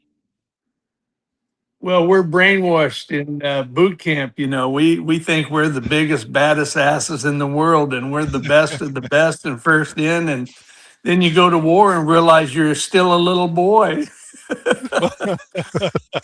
Well, you go to war and you're still the first one in. So you do have Yeah. to say that. I always said I was smart because I was on the ship, I was on the boat, and I had to call the VA one time, and they said, "Well, were you in any conflicts and this, that, the other?" And then they asked, "Did you have boots on the ground?" And I'm like, "No, I was in the Navy. We don't have boots on the ground." Yeah. So Yeah, and sometimes, I mean, excuse me, I'm really proud I was in the Marine Corps, and we were really great guys and guys that had courage and balls and loyalty. But you know, there's a part of me that said, dude, you should have gone to the Air Force. You would have been a pilot, you know. That's what I wanted to do. But you know, it's funny that you say that because, and I'm sure you have sometime in your lifetime, we all make fun of the other branches. Yeah. Some we don't even count as military, and you mentioned one, Air Force. The other's Yeah. the Coast Guard. And I don't know if you know this, but they passed a new law that to be in the Coast Guard, you have to be 6 feet or taller. Did you know that? Oh, no, Yeah. I didn't. That way, if the Yeah. ship sinks, they can walk back to shore. Oh. Yeah. Okay. So I've said all this my whole life. I have a high school granddaughter who's in ROTC. And when she went to high school last year, the Coast Guard was the ROTC at her school. And she now didn't want to do it because I've made fun of the Coast Guard for as long as I've known my granddaughter. Oh, yeah. And then I had to kind of say to her what you just said. Trust me, if I could do it again, I would have done Coast Guard. We never left the States. We were 6 miles out. So it is funny that you said that. Other real quick military question for you, then I'll throw it to Matt. How do you handle, because I'm sort of uncomfortable with it, every time people say, thank you for your service. How do you respond? Well, if they're a veteran, I definitely give them a hug, you know, and say thank you for your service, no matter what branch and where they served it. You know, there's a certain camaraderie with all veterans, most veterans, I should say. And so I enjoy that. If it's a civilian person, they say it, I just simply say, thank you very much. I appreciate it and God bless you, you know, move on. Well, just so you know, and I normally, Matt, I don't know if I've ever told anybody before I've done it, but I will be bringing you on Saturday one of my Knockout Radio Challenge coins. So good. I can't wait to bring that to you on Saturday. I'll bring you one of mine. Mine says varsity. Yours says junior varsity. Go ahead, Matt. I can't respond to that. Go ahead, Matt. So Larry, you know, we just talked to Lorenzo, another guy known for luscious locks of hair. So any hair tips for you? Like, you know, what's keeping you healthy and youthful up there? Masturbation. All right. No, I don't know. You know, well, I went from, you know, a hick from Wyoming with short hair, and then all of a sudden long hair in the 80s came out, right? And so I did the Dutch boy look, and then now it's white, and I don't give a damn, you know? So Eric Estrada keeps telling me, dude, come on, dye it like I do, you know? So I'm not dyeing it, you know? I'm sure most people start conversations with chips, and we'll address that in a second. But when I did do that 32 seconds of research, you were on also one of my favorite shows, The Partridge Family. What was that like? I don't remember it so long ago. You know, way back then I was doing Partridge Family, Room 222, Lassie, Disney movies, television commercials. I'd wave to the guys going to work in the morning and they'd come home at 5 and I'd wave to them again. And what the hell's this kid doing, selling drugs? He bought a house there and he's outside all the time. And that was what was so good about television commercials. You know, you could do, I probably did 20 a year, and that's a lot. So you work one day and you just keep getting residuals. So, you know, it's all been all the different roles, Partridge Family, do you name it? They were all good. You know, you meet big stars, Anthony Quinn, I got to work with in his series, and he had his entourage come on the set and off the set and tell me, you're going to be a big star, kid. You're going to be a big star. And you know, I did with Charlton Heston and James Colburn and those guys. They really liked me because I used to write Bibles on the character, and then I would try to bring more than was written in the script because scripts sometimes are not good.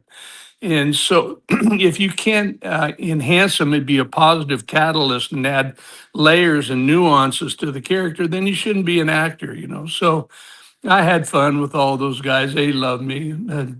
Lee Marvin was great and really nice because he was a Marine and we got along. You know, he was grouchy to some people, but he was really nice to me.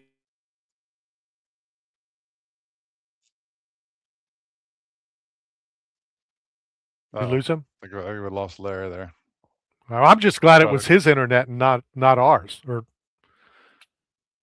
That was that Marine. See, as soon as he brought up, the grouchy Marine, zippity doo dah.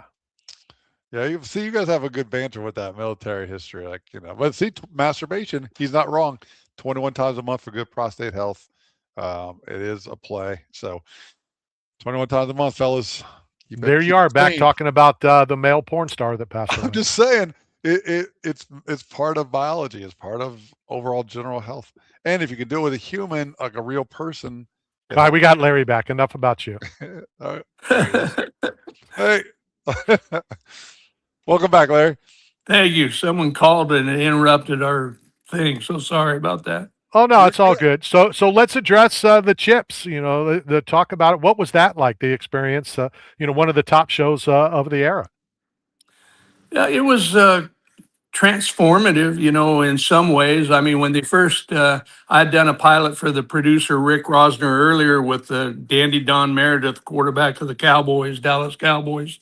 It's where I am today in Dallas, and he was a great guy. It's so funny and entertaining and fun to be around, man. What a super guy. And then it didn't sell. It was he and I starring in it in Helicopters and Cops and so on. And then the producer saw me in one of the movies I did with Farrah Fawcett, her first movie where she played my girlfriend.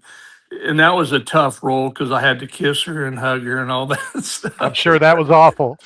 Yeah.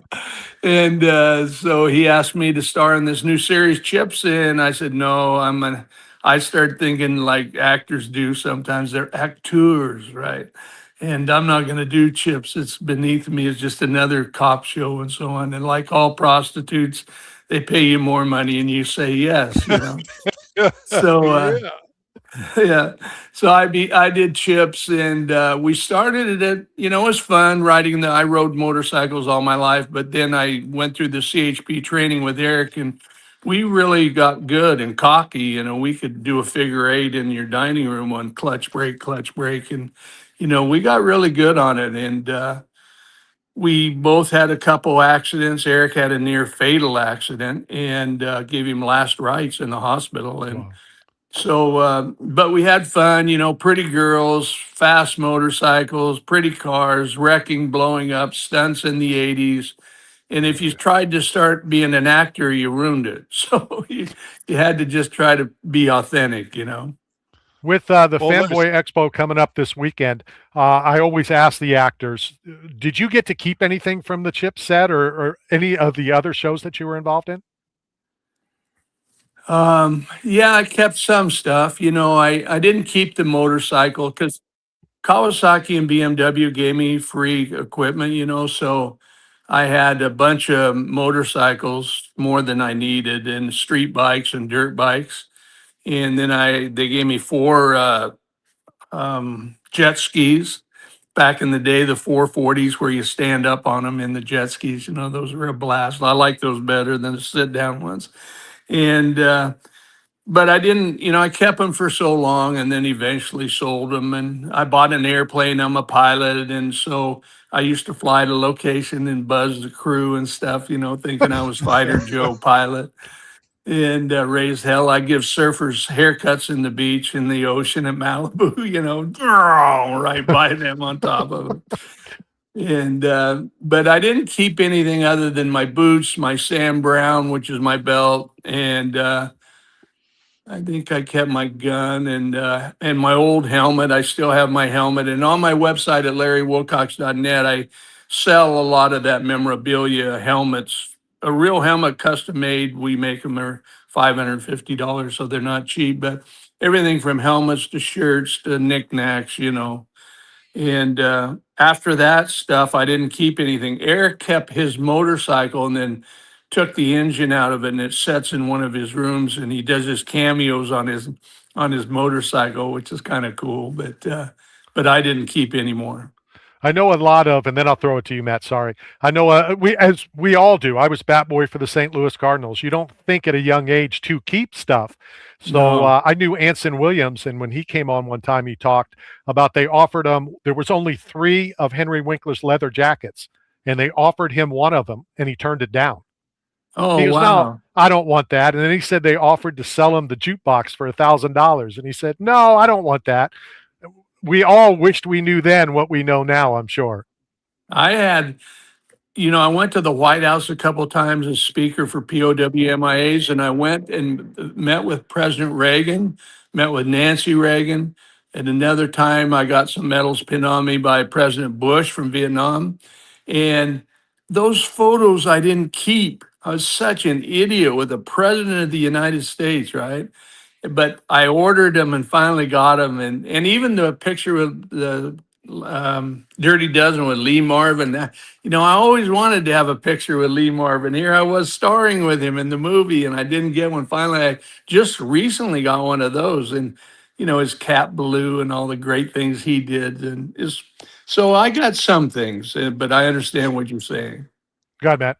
Hey, Larry, so go back to my favorite sport, prostitution. The 49ers are now renamed the 69ers.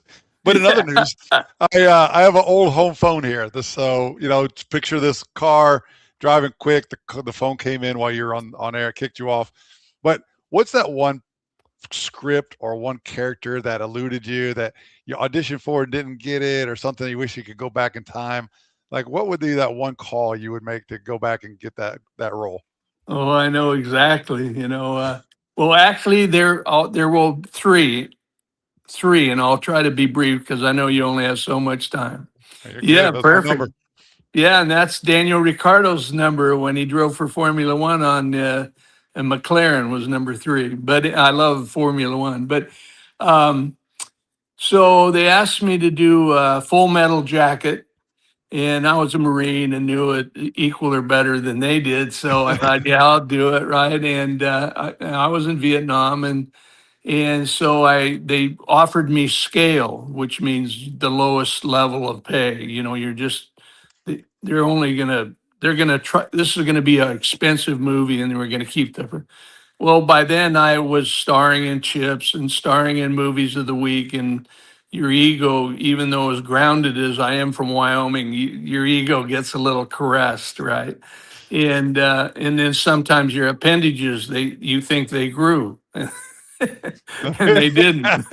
But anyway, I said no, I'm not going to do it for scale. And then the next thing, I'll do 2, I guess. And then the next thing was Miami Vice. So I go in to read for Miami Vice, and they say, they can't find the guy. They got rid of this guy named Don Johnson. They're not going to use him.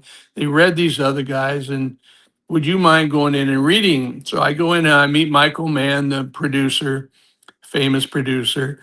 And he says, let's change your look. I know you're a really good actor, but let's change your look. So I made my hair all greasy and put a stubby on me, stubble and a mustache. And he looks like a badass, right? And everyone said, you got the role. And Universal Studios called my agent and said, your talent, your client should have been a movie star. What in the hell have you been doing? We cannot believe the videotape that we shot on him, on both the acting role and then his role with this girl that they had me read with. So they said, Larry, you got it now. Would you mind reading with all the other actors to find out who's going to be your partner in Miami Vice?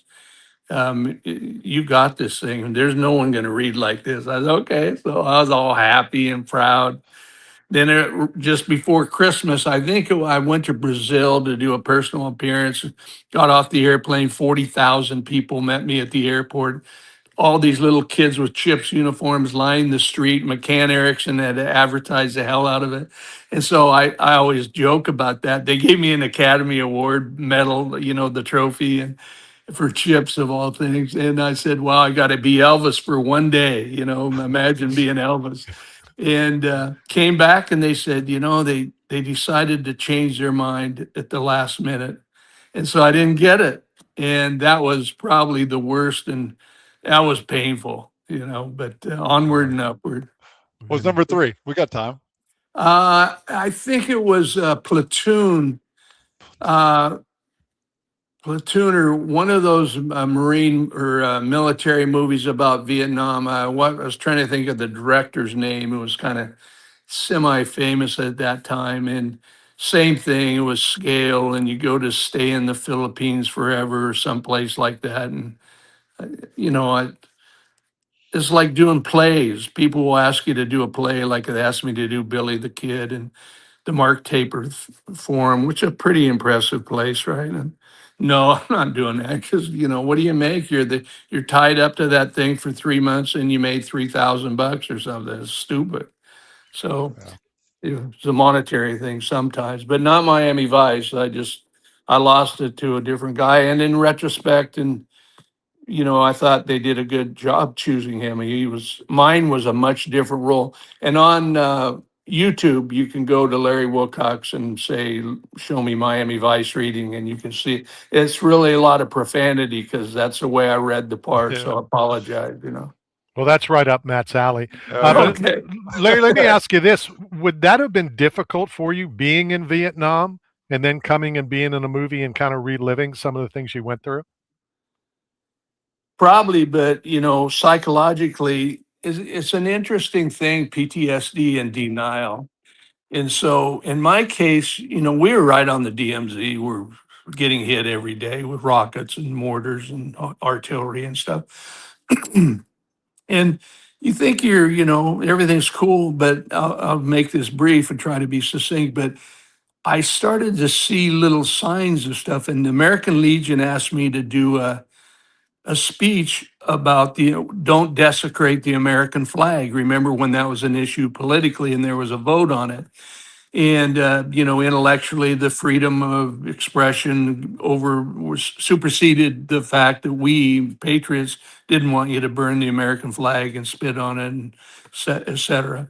So I did this speech, and I was in this room in the Indianapolis American Legion Center. It was a really impressive center, and I kept crying. And I was, damn, what's wrong with me? Maybe my blood sugar's weird or something, right?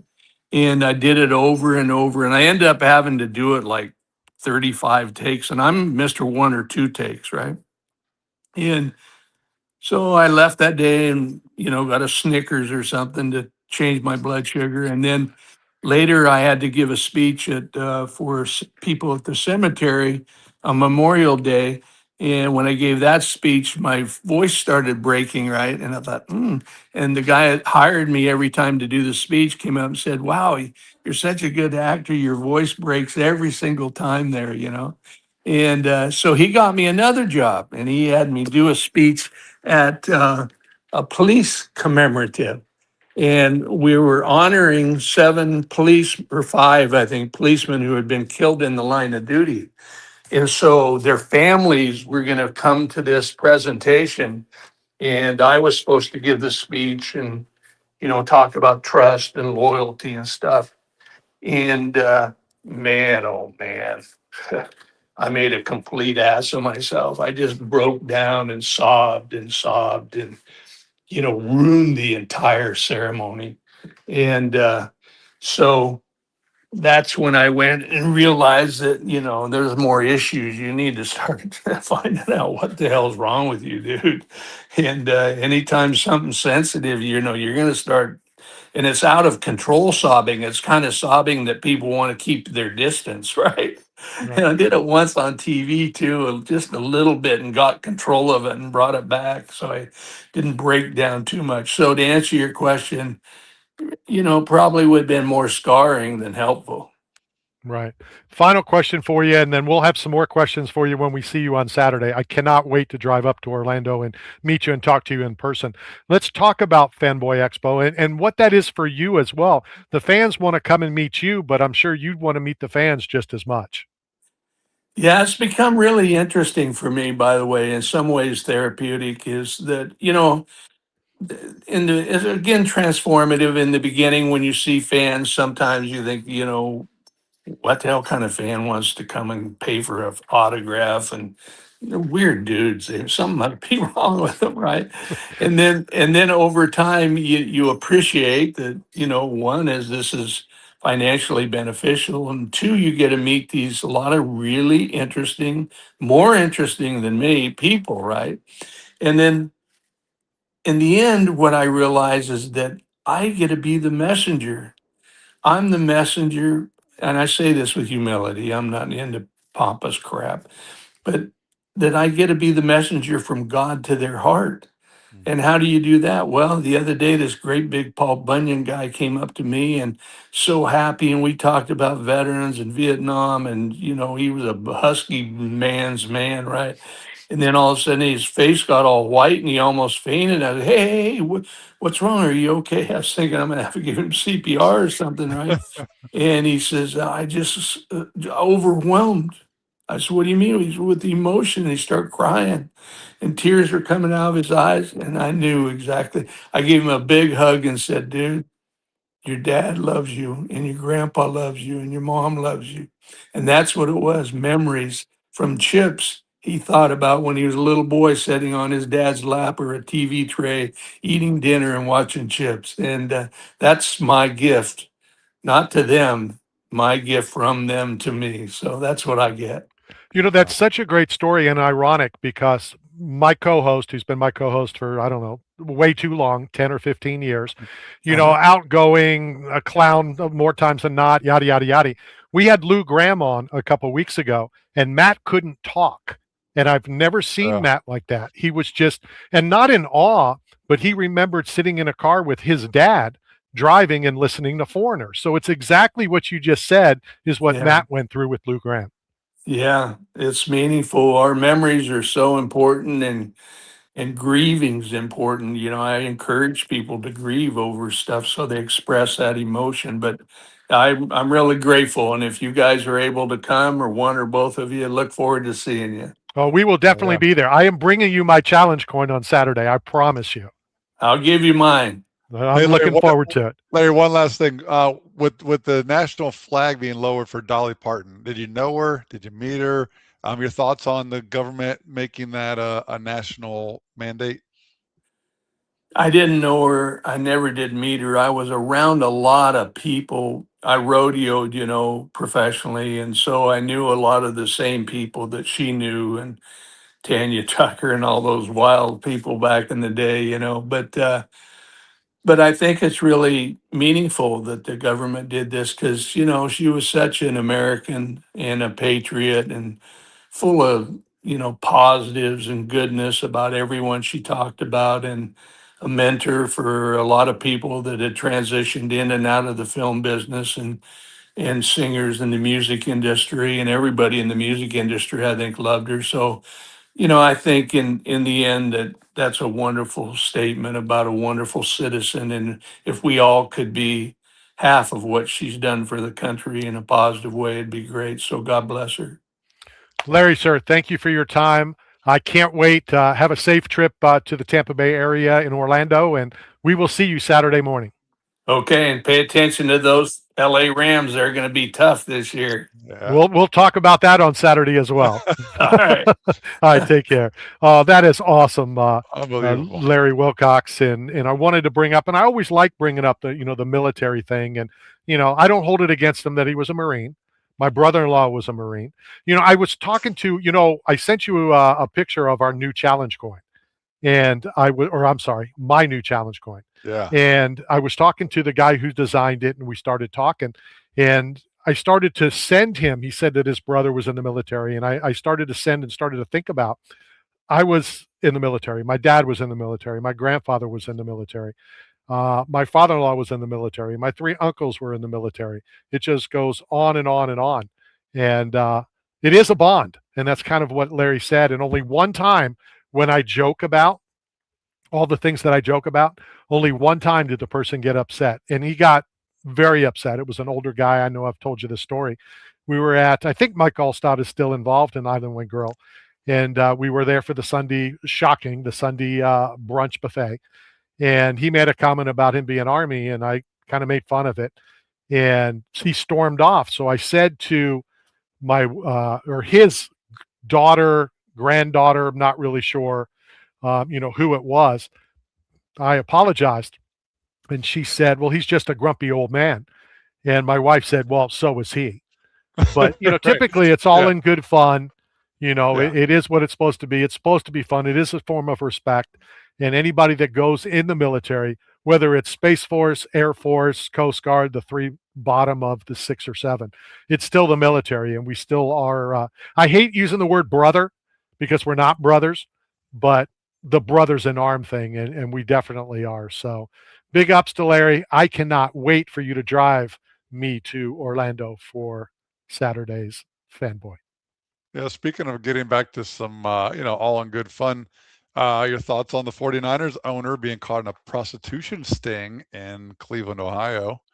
Thoughts on owner Jed York, worth $8.6 billion, but paying $140 for a little extracurricular activity? I don't have any comment. I don't care. Allegedly. I first of all, I think it's ridiculous that it's illegal. Amen to that. Finally, you and I agree on something. Damn. No, I've always said it. I think it's ridiculous, and especially, and I don't want to get into some of the other. It's your body, it's their body, it's whose body. It's your body. If you want to sell your body, why not? Yeah. And if you want to pay for it, why not? It may be, depending on what you believe, immoral, but it's not. It shouldn't be illegal. And to me, it's absolutely ridiculous. And somebody, I won't say who, somebody said, and now I'm going to sound like you, you're not paying for the sex. You're paying for them to leave. Yeah, 100%. And look, it's not just currency. People think of because of it's paper. Now it's all electronic transfers, like, send a Cash App or a Venmo. So, the form, like a gift of like a purse or a trip to the vacation. A lot of people are paying for it in a lot of different ways, and that makes them ineligible to donate plasma. Yeah, I know. You told the story. You went and said that you were paying for your wife. Yeah, I've been paying for it since I was 17. Like every movie I didn't want to watch, every dinner I didn't want to eat, every drink I didn't want to drink, was all at the end goal was to get sex. And for anybody who knows you, those comments were a lie. What are you talking about? So, no, I didn't do it for love. Come on, Randy. The only thing I love is myself. Well, no, we know that. And I love being underground with you, underwater. Like I don't know what that means. I feel like I'm on a scuba expedition. I gotta get my goggles back on. I'm going in the deep end. I'm gonna plug my nose. Actually, speaking of nose plugs, if you open up the airwaves, I bought some yesterday to get more oxygen internally. You hear that, Randy? You see that full breath? I finally got over the hump. There's a hill, and like if your chest is tight and it's restricted, you can never really get a full expansion of air. And now with the molecular hydrogens, for the last week I've been breathing this, I can get that full breath, like inhale without force. It's unbelievable how I feel in just 1 week. And I think the commission will allow it.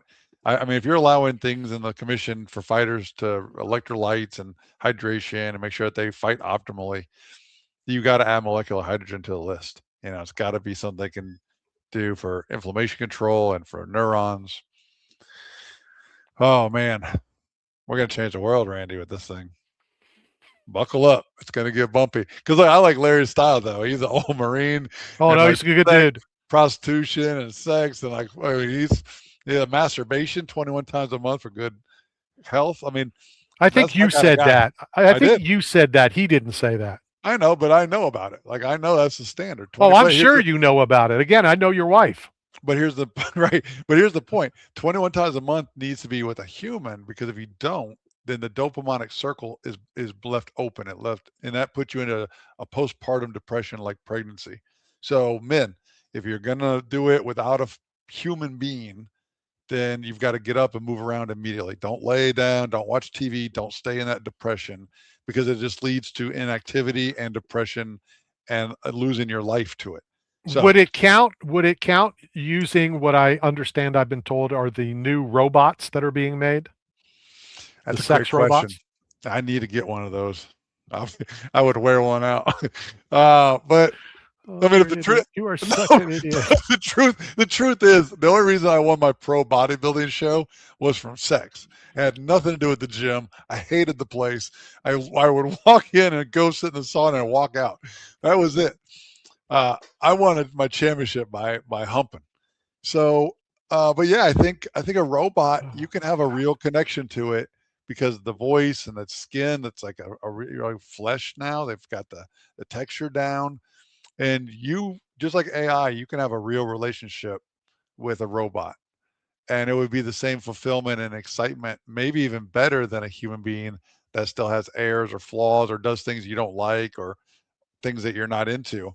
So I think having complete control over your sexual preference, yeah, yeah, I got to get one of those robots. I'm breathing molecular hydrogen, Randy. Of course, I'm going to try a sex robot. Crazy. And now there's an open position in the sex industry. So maybe I got to take Christian Styles' spot. So open auditions. How do I get into the porn industry, Randy? You go to all the conventions. You know all the people, the actors, the professionals. What do I got to do to be a professional porn star, Randy? Let me talk to Mick Ferrari and I'll get you hooked up. All right. Is that what he does? $20 is $20. Yeah. Okay. Well, no. I mean, but he has connections in that industry, right? Again, $20 is $20. So. Well, what's the porn awards like, though? Is it like any other thing, like Oscars, like the Emmys? Like, is it well done? Is it classy, or is it just a kind of like a sorority fraternity hangout? Last time I went, it was like a big awards. Okay. Do you consider it a true career? Do you a profession? I mean, because let's be honest, porn stars from like the 80s, like the golden era, 70s, 80s, they were bodybuilders. They were like pro athletes that had amazing physiques and then would, do the movies for their career. But I mean, that's like almost like wrestling, where they were bodybuilders then going out and performing in the ring and doing athletic events at night. But really, that's a impressive industry. I don't think it's easy to get into. Well, I remember back, I had Tito on one night, and Tito goes, "Do you want to talk to Jenna?" And I bounced back and forth, and yeah, okay. And Jenna came on, awesome conversation, had a lot of fun. And then, we were talking, and she's like, people don't give me credit for being intelligent. All they do is rip me for my profession, not my background, my history, my knowledge, this, that, the other. So, a lot of people automatically rule out, it's the profession, it's this, it's that. So, I mean, well, and we're talking about Jenna Jameson on Mount Rushmore of porn, maybe top 4 of all time. I mean, her story is so legendary. Hold on. If she's Mount Rushmore of porn, then yes, she would be top 4. You just said she's Mount Rushmore, probably top 4. Well, of porn. I mean, there's big names. I mean, there's big names. But her story is so legendary that I believe she was underage. I believe she was 17, went to dance. She had braces that the owner said no. She went home, pried them off with like a screwdriver, and went back to the same club to dance to look like she was older. And that's how she got her determination and her dedication. I mean, that's insane. I mean, that's a crazy story. But yeah, I mean, the porn industry and MMA are hand in hand. You have who was the War Machine, Kloppenheimer, who actually beat up and attempted to kill a former porn star, Chrissy Mack, and got, I think, the most severe punishment of all. Like, he got served like life sentence for that attack, right? I mean, didn't the War Machine, isn't he still in jail for what he did? Yeah, but I don't remember. Wasn't it a death? No one died. No, I don't think anybody died. I think everybody survived. I think Chrissy survived. I think the guy that was in the room in the bed with her, he survived. So there wasn't a murder, but I think he got sentenced like it was a murder. And he was an up and coming star. I mean, you probably remember him in his heyday when the UFC was like, coming on the Ultimate Fighter, is on TV. I mean, he was one of those like star names that was going to make it huge, whether it was in fighting or maybe even in the porn industry. He just had that look. He's had that fight and that determination. So, do you remember him? Did you meet him? Did you know him? Well, I don't know if I'd say I know him. I'm sure I'd met him. Again, I was going through a box last night of stuff that I found and pulling out all my old credentials. Now, I don't even have all of my old credentials, but back in the early day, I don't think I have them, close here at Cool Breeze. They were like the poster. Now over the past X amount of years, and I'm sure it's cost related as well. Now they're just like that little lunch card thing or whatever. Like, Do you have? yeah. Like, so this is mine from Saturday, the PFL, where it says commission. Yeah. So I said I was gonna send you a picture of it, but I was before the fight started. I'm like, Randy would get in so much trouble if like somebody intercepted that and like printed these and got behind the stage. And so anyway, What? Hold on. Why would I get in trouble? Well, because if I send it to you, only one person in the world has access to it, then we would know where it came from. Like, yeah, well, I wouldn't Dan get Hardy, in trouble. like Dan Hardy's video. Well, look, Yeah, Dan Hardy would just walk away from you and ignore you. But look how professional I was, Randy. Like because of my training with you, I didn't take a photo of my credential when I checked into the arena. I was a professional. So thanks for the training. Yeah, Awesome. It's only taken 15 years. And I pulled in the back gate where the Lightning Park, in that little back gated area, all the TV trucks. And I pulled up and I'm like, hey, I was like, my truck's too big to fit in the parking garage. Would it be all right if I park here? I'm a commissioner. And they're like, what's your name? I was like, Matt McClellan. And he looked at his list and he was like, take a spot right there. And I'm like, what? They called a radio and they said that it was me. And he's like, oh, I have Matt McClellan here. They're like, open the gate. And I'm like, wow. Like this has never happened. But it was awesome to happen. So, well, I asked him to do it. Oh, thanks. Shout out to the PFL for making me feel like a king.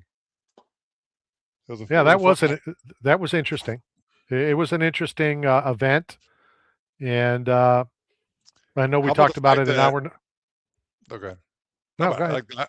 I was in the ring with Dustin Poirier, Thiago Alves, and Mike Brown. Like it was crazy. They were cornering the other fighter across from me, but I didn't get a chance to catch up with Dustin. I was going to ask him for an interview, do something for Knockout Radio, especially when it came to his sponsors. Like Bud Light. How they got dropped because of the whole controversy. And going back to the early part of this show with Pat Warburton, he talked about how there is no such thing as off limits in comedy and nothing's off limits. But Michael Richard, the comedian from Seinfeld, Kramer. He came under fire for racist comments and his career was derailed from it. I mean, using a pun 10. But yeah, so I mean, do you think it still applies? Do you think are there things that can end your career on a comedy stage? You say the wrong thing. I could be wrong, but I think didn't he use the N-word? Yeah, he did use the N-word. Right. So there are things that you can't say. But now everybody not everybody. I mean, a lot of people like Tony Hitchcliffe, like all these guys, like either use it or like blur it out at the end. But I think it's more common now, right? I think is society getting over that? No. Really? You really think so? All right, we will continue talking that, but we are continuing talking about this weekend. We'll be driving to Orlando for Fanboy, and very excited to welcome to our program, John Ratzenberger. John, how are you, sir? Well, I'm good. How are you doing? Not too bad. Before we talk about a lot of things and what you're going to do on Friday, what was it like growing up in Bridgeport? And the reason I asked that is my wife is from Monroe.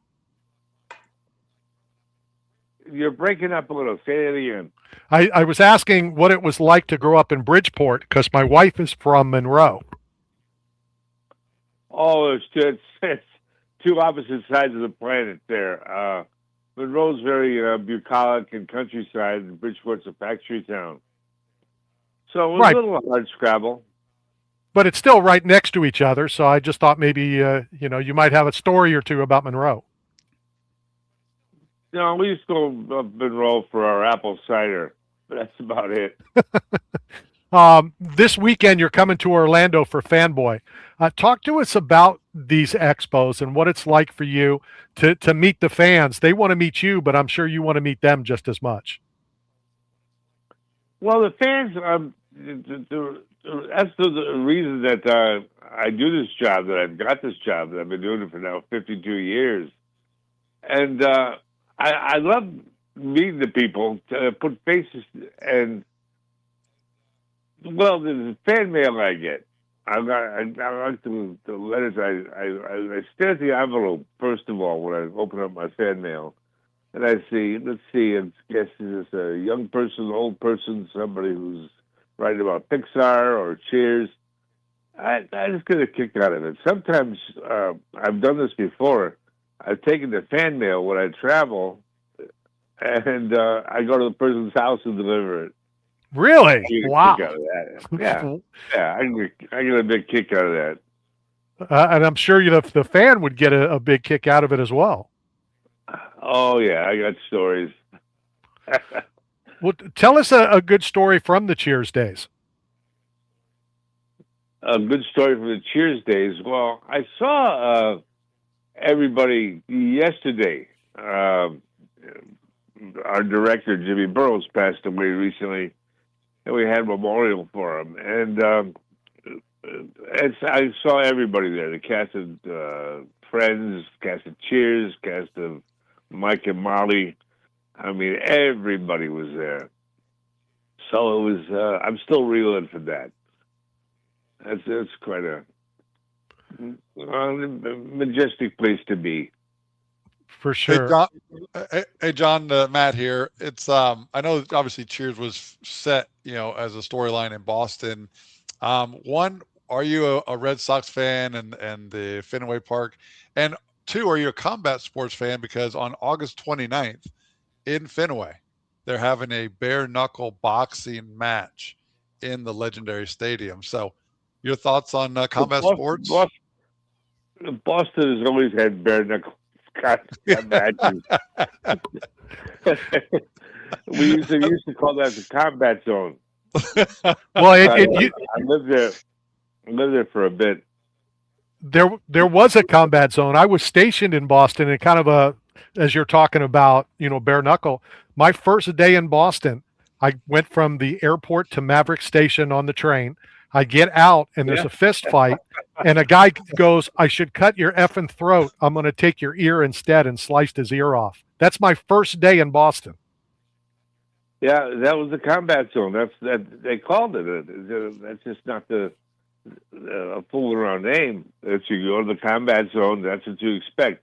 All night, that's all I heard was breaking beer bottles and the sirens of police and the ambulance. It was quite a time. What was more challenging? What is more challenging, being a voice actor or doing the acting? It's no difference. They feed you. You get paid, you go home. Big fan of Cheers, as I'm sure everybody across the planet is. Great show when we're watching it. Can you tell us about an outtake or two, with Norm, with, some of the other characters? Well, I could tell you 11 years worth. I don't know where to begin. Sometimes they have to stop the show because we're laughing so hard. I think one time George fell off his stool. He was laughing so hard. And a mistake we made or a blooper. I don't know what it was. But it was a great time. I was just getting paid to sit at a bar and crack jokes. That's your job. Definitely a great job. Let me throw this out real quick, Matt, and then I'll throw it to you. There's one scene that I remember, and this is what we saw. So what was it like shooting?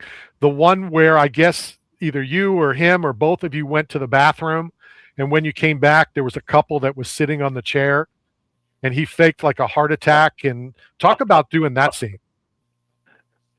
Well, I don't really remember that scene, but it's hard to explain unless you were there. I mean, even if you were there in the audience watching it, because what took place between shots and between the camera was just as hysterical as what you see on television.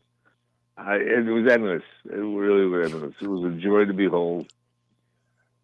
Hey, John, I'm sure probably most people want to buy you a beer to have a beer with Cliff Clavin.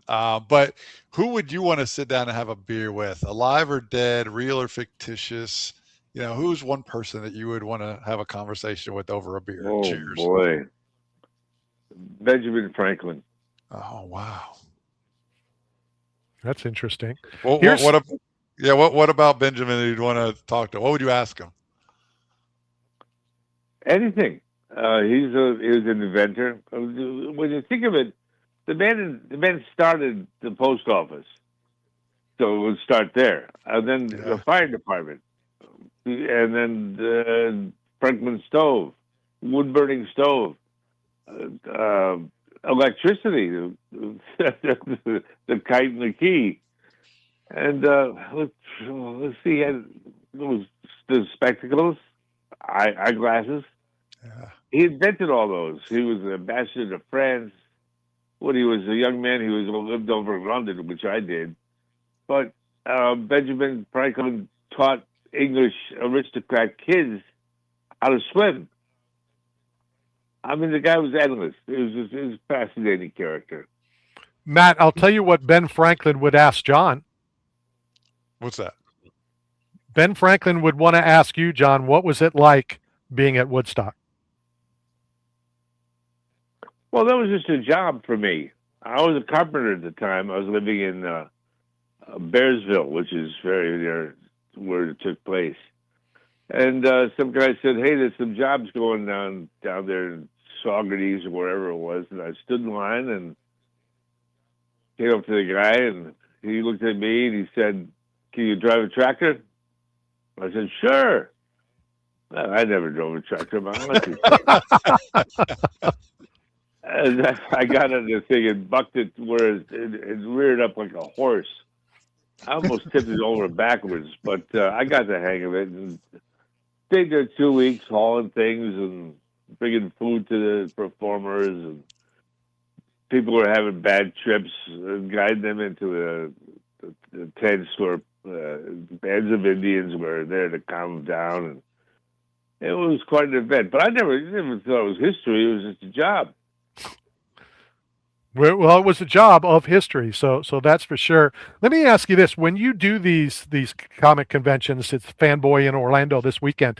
Has somebody from your past, whether it's high school or elementary school or an old teacher, has somebody ever come up at one of these and said, "Hey, I was your whatever"?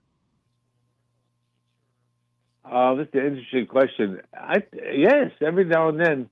Went to one. Where was it? It was where the Corvette Museum is down there. I think it was Kentucky somewhere. And Bowling Green, yeah. And my third grade and fourth grade teacher was there. And that was a treat. That was a thrill. See her again. Very cool. Catherine was her name. Well, and it's ironic you said third grade. I kissed my third grade teacher, so I wish I could have seen Miss Diebold later in life when I was much older. But that's another story. What's the most unique item that a fan has either brought to give you or brought to have you sign at one of these events? Oh boy, brought just to the event or sent to me or? Yeah, either or. Yeah, just what's a cool item that you might not have ever seen before? Well, artwork that they do themselves. I think that's the most precious thing I've ever signed. That's all I can remember. Nothing really, not like a pair of ice skates or baseball bats. No, just really nice things. Awesome. Genuinely good. Hey, John, we lost a legend this week in Dolly. Did you ever get a chance to meet her? Did you ever know her? Oh, I wish I had. She comes off as such a beautiful lady. No, I didn't. I never met her. How many of these events like Fanboy, John, do you do? Well, it's just really the part of the country that I want to go to. And I don't know, maybe 3-4 a year. Have you been to Orlando recently? Well, recently, yeah. I have a lot of friends in Orlando. I had a friend who lives there as a chef, and another guy who makes motorcycles. I was with him one day, and I flipped the motorcycle at 80 miles an hour on one of your roads down there, and I was in the hospital. for a couple of weeks. So I got a lot of history in Orlando. I got a friend, Greg Allo, who's owns and runs about 3 hotels and a golf course down there, and I've been to Orlando a lot. Okay. And my mother used to live in Ormond Beach, which isn't that far. Well, I want to offer you and anybody that's going to be in your group with you. Have you ever fed gators before, alligators? No. Would you like to? There is a place called Gatorland in Orlando, and my son and daughter-in-law's best friend is the PR person there. We've done it. We go in there, we feed them. It's pretty cool and unique. If you've never done it, I would be more than happy to set it up for you and your group. Well, thanks, but I can imagine an alligator eating things. You throw the meat, and it opens its mouth and chomps down and swims away. Yeah, but if you've never done it, it's and all you have to be. You don't have to be very fast. You just have to be faster than the slowest person. That's all. Yeah, that's sort of it. I'll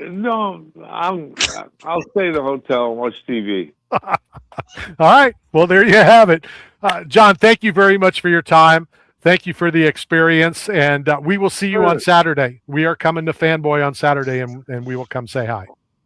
Okay. Yeah, make sure you make yourself known. We definitely will. Thank you, sir. That is Jon Ratzenberger. We'll be at Fanboy this weekend. And good times, good stuff. And Matt is losing his mind right about now. That's going to be the funniest thing I've ever heard. He's like, I can imagine it. It opens his mouth, it closes it, it swims away. It's like, no, I'm good. I'm just going to stay in my room. It's pretty cool. You haven't done it. I can imagine it. I don't need to do it. It's the same way I feel about jumping off an airplane. I can envision it. I don't need to do it. Oh, man. I just saw a stand-up comic the other day. It's like talking about marriages are like over 60% end in divorce. And he's like, if you said that at the parachute jump pad, you're like, hey, 60% of this isn't going to work out. No one's going to jump out of an airplane. But people get married every day. Congratulations. Oh my God. Jon, I'm talking to one of my favorite co-hosts right now. So just entertain yourself. One of the best co-hosts I've ever had. Kate? No, matter of fact, I was supposed to go to lunch with Kate, but being an electrical engineer, she was pretty busy. But Derek Kukulich used to be PR with the Bucks. As it turns out, he lived 2 blocks from our studio, and he would come over and do the show, and all was good. Once Benjamin Franklin turned on the electricity, was he one of your co-hosts? Did Ben Franklin ever join Knockout Radio? I just went and saw Big Ben. I was just in Philadelphia. Oh, yeah. And it was good, fun stuff. How was Phil? Talk about the Philly card. How was I got a gift for you, Randy. It's not a gift for you. It's just a gift that I'll keep, or you can look at. But it says Kensington Station. Look at that. I got this just for you, Randy. So now you know what time it is. There's only one hand, because everything in Kensington's a little. Now there's no hands. I mean, everything's messed up in Kensington. What's Kensington Station? I guess it's a stop for the train. So it's like an old. Do you think that there's only one Kensington in the whole world? That's it. And look, that's all it is. But there's no hands. So the Liberty Bell's got a crack problem. So it's got to be the same area. So does Kensington. Oh man. Really not doing well. Kensington and myself are not doing well today. Bottom of the hour, we're doing our picks or our insight inside the distance with Jared. I want to see how many of these names he gets right. Yeah. I didn't take a look at it yet, so I'll or they're learn in China. You guys learn. It's in China, so good luck. And how about the massive upset last night? I'm sure you didn't watch it. Yeah, Mir lost. Bella Mir. And you know what was, it's not funny, but what's funny is I went to bet it and I couldn't find Dana White Contender Series. I later found out afterwards that you go to MMA and then it brings you to that, according to Jared. I was going to bet it. One, she seemed so confident. And I'm talking about the young lady that fought Bella Mir. The pressure that was on Bella was enormous. I'm not saying that had anything to do with anything, but Bella got pretty much handled pretty easily. Her takedowns got stopped. Now, she did eventually take her down once or twice. She fought it off. She was older, more experienced. And at one point, I was told it was 1,600, and then I was told it was 60, but a massive, massive underdog. And I tweeted after the first round how she won the first round at a 16 plus 1,600. And, you know, I was listening to the show, and I think it was Michael Bisping said that she did everything to win round one and that she won round two. And I'm like, they're going to shaft this girl. You know, as a judge, I'm like, there's no way. And so when it was announced 29-28, you know, I felt good for the girl. I felt bad for Bella. I felt bad for Frank. But Dana even went up and said that he tries not to be emotionally involved. Right. He doesn't root. He doesn't this. He doesn't that. But he's known Bella since her birth. Correct. You know, Frank lives in Vegas, heavily involved, blah, blah, blah, blah, blah. So he was invested. And I'm sure he was kind of rooting for her. And I'm like, if they don't give this girl a contract after coming in and doing what she did with a unbelievably talented 4-time state champion, NCAA champion, undefeated in BJJ. Well, all 5 fighters got contracts last night. Yeah. One guy is ruthless. I'm talking about ruthless. If this guy is half as talented as he was last night, if he's half as talented as how ruthless he was, I guess he kills chickens and eats them. So after the fight, when they went to interview him, she said, "Do you want to clean the blood off of you?" And he's like, "Absolutely not. This is where I'm home. I like this." Vicious. A fighter, I think they said, I really wasn't paying attention, but I think they said he fought Josh Hokit in Dana White Contender Series. I could be wrong, but they brought him back, put this guy in a choke, and they're like, "You're not going to be able to get it standing up, blah, blah, blah, blah, blah." Well, guess what? It was an incredible night of 5 great fights last night. Yeah. No doubt. And you know, you're getting more and more of that raw milk, farm fresh eggs. You know, you're starting to see these athletes are incorporating a lot of different methods, and we all should be living the same way, man. What does raw milk have to do with anything that happened last night?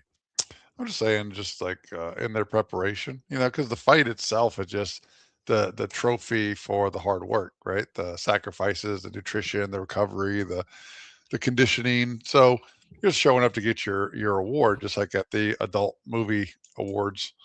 You're just showing up to pick up your dildo, all right? Like, the hard work was done. Speak for yourself. Months and months. Speak for the toys you pick up.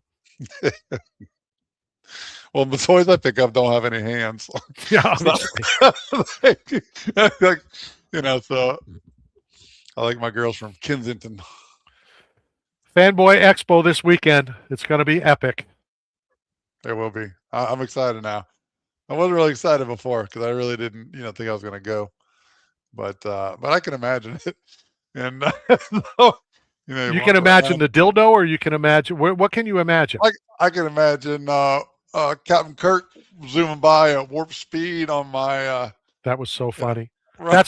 That's one of the funniest things ever.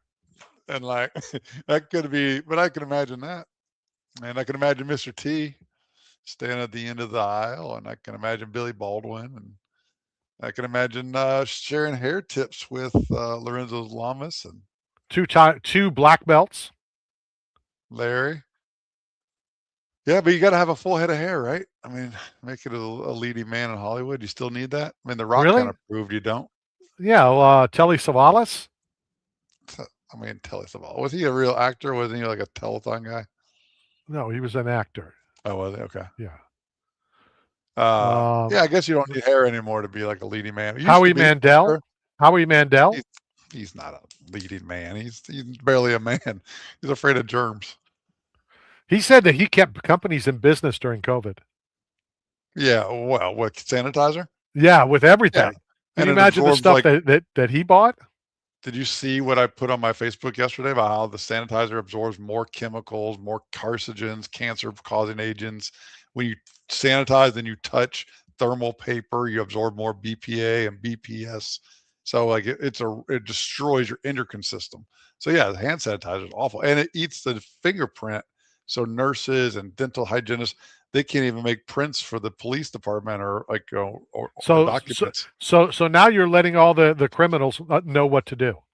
Yeah, hand sanitizer. Put it inside a rubber glove. Yeah, hand sanitizer and put it inside a rubber glove and just eat the fingernail or fingerprint off. But it doesn't matter because flock cameras are everywhere. Everything you do is monitored. Everything. I'm surprised I haven't got pulled over yet because my truck blocks the license plate. So unless the flock camera is shooting angles around the GNAT and they know it's me, I think I'm the only person that doesn't have a flock camera issue right now. That's the truth, man. I keep waiting for someone to pull me over and be like, hey, our flock camera couldn't get your license plate. Well, A, you could get a ticket every single time. Right. It's an obstruction. And B, I saw something on one of, I don't know, Book a Face or something, that there's something you can spray on your license plate. Yeah, there's like a clear coat spray. You can also use a banana. I think the potassium or something in the banana, you can rub a license plate and it won't capture the image. I don't know nothing about that. Yeah, I don't either. But I don't think the police will pull me over unless it's to work out, because that's the only time they ever light me up. And then we pull in behind a parking garage or a movie theater or a bank. And I help them with joint decompression and help them with their mental health and help give them a little cardiovascular endurance so they can do their job optimally and keep the public safe at large. I kind of feel like I'm a part of CHIPS. I don't have a motorcycle, but I can imagine myself in a uniform like that. I'm sure your buddies in porn can imagine you in a police outfit. Heck yeah, give me like a CHIPS outfit and put me in a scene. I'll be a good guy. You'll be a Village People. It's my favorite record. I got it right there. I know. Yeah, you don't have it. I gave it to you. Well, yeah, but I have it. And possession is 9/10 of the law. True that. Just like I have possession of molecular hydrogen now, and you should come over and use it, Randy. We will be doing not our picks, but Inside the Distance is coming up momentarily, and we're going to see what how Jared did last week. As a matter of fact, there he is right there. JS, how are you doing? What's up? What's up, guys? What up? Well, let's get right into it. And first and foremost, how did you do last week? We did good last week. It was a good outcome. I mean, I think we only missed like 2 predictions, and most of the win methods were good. So it was a lot of fun. I didn't get to watch a lot of it. I was kind of caught up doing some other stuff, but watch it on the phone, and some good start to the night. Kind of slowed down a little bit in the middle, and then I picked back up later. So overall, really the only 2 we missed is the main event, which was a surprise to me that went. Hold on. When you say we, yeah, you, man. You, because the 2 of us picked RoboCop. Yeah. And I don't know about that. I heard Matt saying to put all your money on. That was my throwaway joke at the end of the show. No, of course. He trained with Daniel Mendez, my Muay Thai coach out of Brazil. Of course I knew RoboCop. I'm not throwing you under the bus or anything, because you're our expert. But well, you guys can take your small wins. Oh, dang. Well, chippy today. I got massive wins, and for me it was massive, and it's all because of you. I made 3 bets. Whatever you called it, hedged the 1 bet, so I bet the second round and the third round on the prediction that you gave. And then I did go against the 2 of you when I bet on the fighter that was on our show over the the Scottish fighter. Yeah, I had that fight 50-50. You're talking about Medeiros. Right. Yeah, I mentioned that was a misaligned fight, and I didn't end up betting that fight, but I think the pick on the show was Mason Jones, but I knew that there was value on that, so that's why I like to mention that. But yeah, other than that, man, started off great. I mean, my fight that I was high on was Chanel Dyer. She went out and did it for me again with a nice KO. Good value on that. I know you took 2 and 3 on that. I did as well. Jackson McVeigh was a close fight. He ended up taking it under 2.5, which we mentioned playing that under was a good ride there because we didn't know which side to really play that because it could have gone back and forth, and he ended up, stealing that one. Dorsonville or whatever, Stan. I didn't get to watch this fight, but I think I went to a decision. I'm not sure how the fight actually looked, but that was pretty impressive for him to go out and beat Gage Young. Barbosa with a nice KO round 1. He looked dominant. And Padilla, Mr. Taco, came through. So all the crap I got for eating tacos, and my boy came through for that one. Shamil Gatsiev, I think we all kind of knew there's only 2 ways that fight was going to go, and it went the way of Gatsiev. Emmers, I could not have predicted. That was crazy. I really was high on Lyrian Douglas, so he took him out. I guess it was back and forth, and then he just got clipped, and I heard he broke his orbital, so it was a pretty nasty shot there. But yeah, I mean, overall, Anthony Witt was pretty confident with the round 1. He ended up getting a sub over at KO. I probably mentioned KO because I don't think he had a sub on his record, but he did get it done round 1. Carly Judice, we said, would win it. I was pretty confident in that. She took the KO, and DeRitter looked awesome. That was a very confident pick on our part last week. My part there, and Petrino, grinding decision, crazy. Would not have expected that to go to decision either. And then Rodriguez with the decision. So picks were there, man. I mean, that's all we can ask for. Don't forget the explosive power of McVeigh. I know. Mm-hmm. Yeah, I went back and just went through our entire show, and we did. Yeah. We were right on track with most of them, so that's a thumbs up for me. I mean, 2.5 misses is not bad, and then the bets came through. So, see if we can keep it going. No, for sure. Before we look at this weekend in China, I know that I texted you last night, and I would have bet the Dana White Contender Series. I was going to bet against Bellamere. I liked some things as they were getting ready. I liked some things when she was walking in. I'm not talking about Bella. I didn't know that you could, bet on it. I looked for it on the site that I bet on or whatever. And then you said that it's not under UFC, it's under MMA. Yeah. Dana White's Contender Series. I usually just search by Dana. I just put Dana in and it pops up. But yeah, it's not under the UFC tab.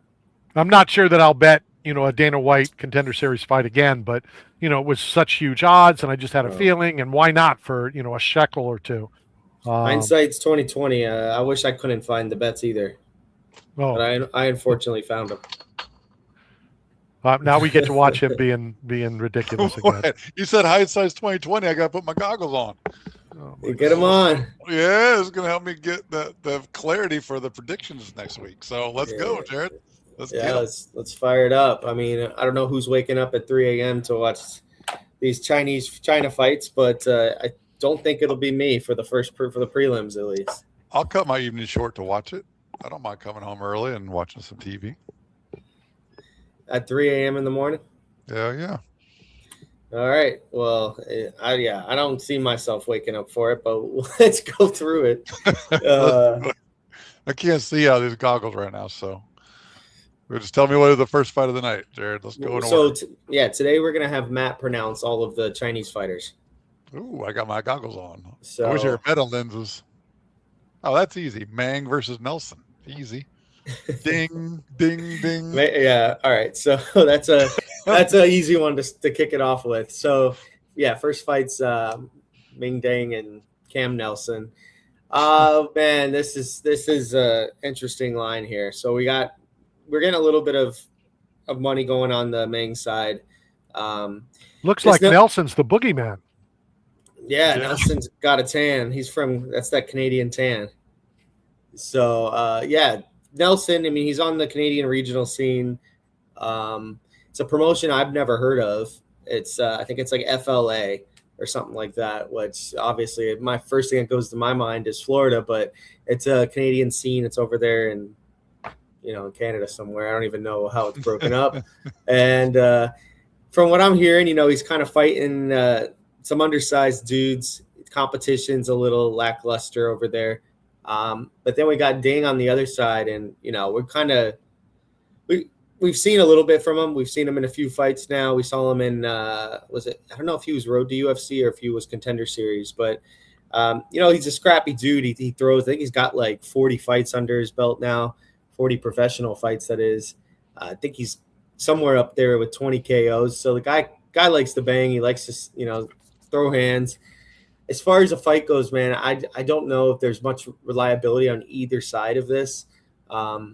We're either going to be fading the experience and the competition that Nelson's up against and hope that he can make that jump, because this would probably be his most difficult opponent to date.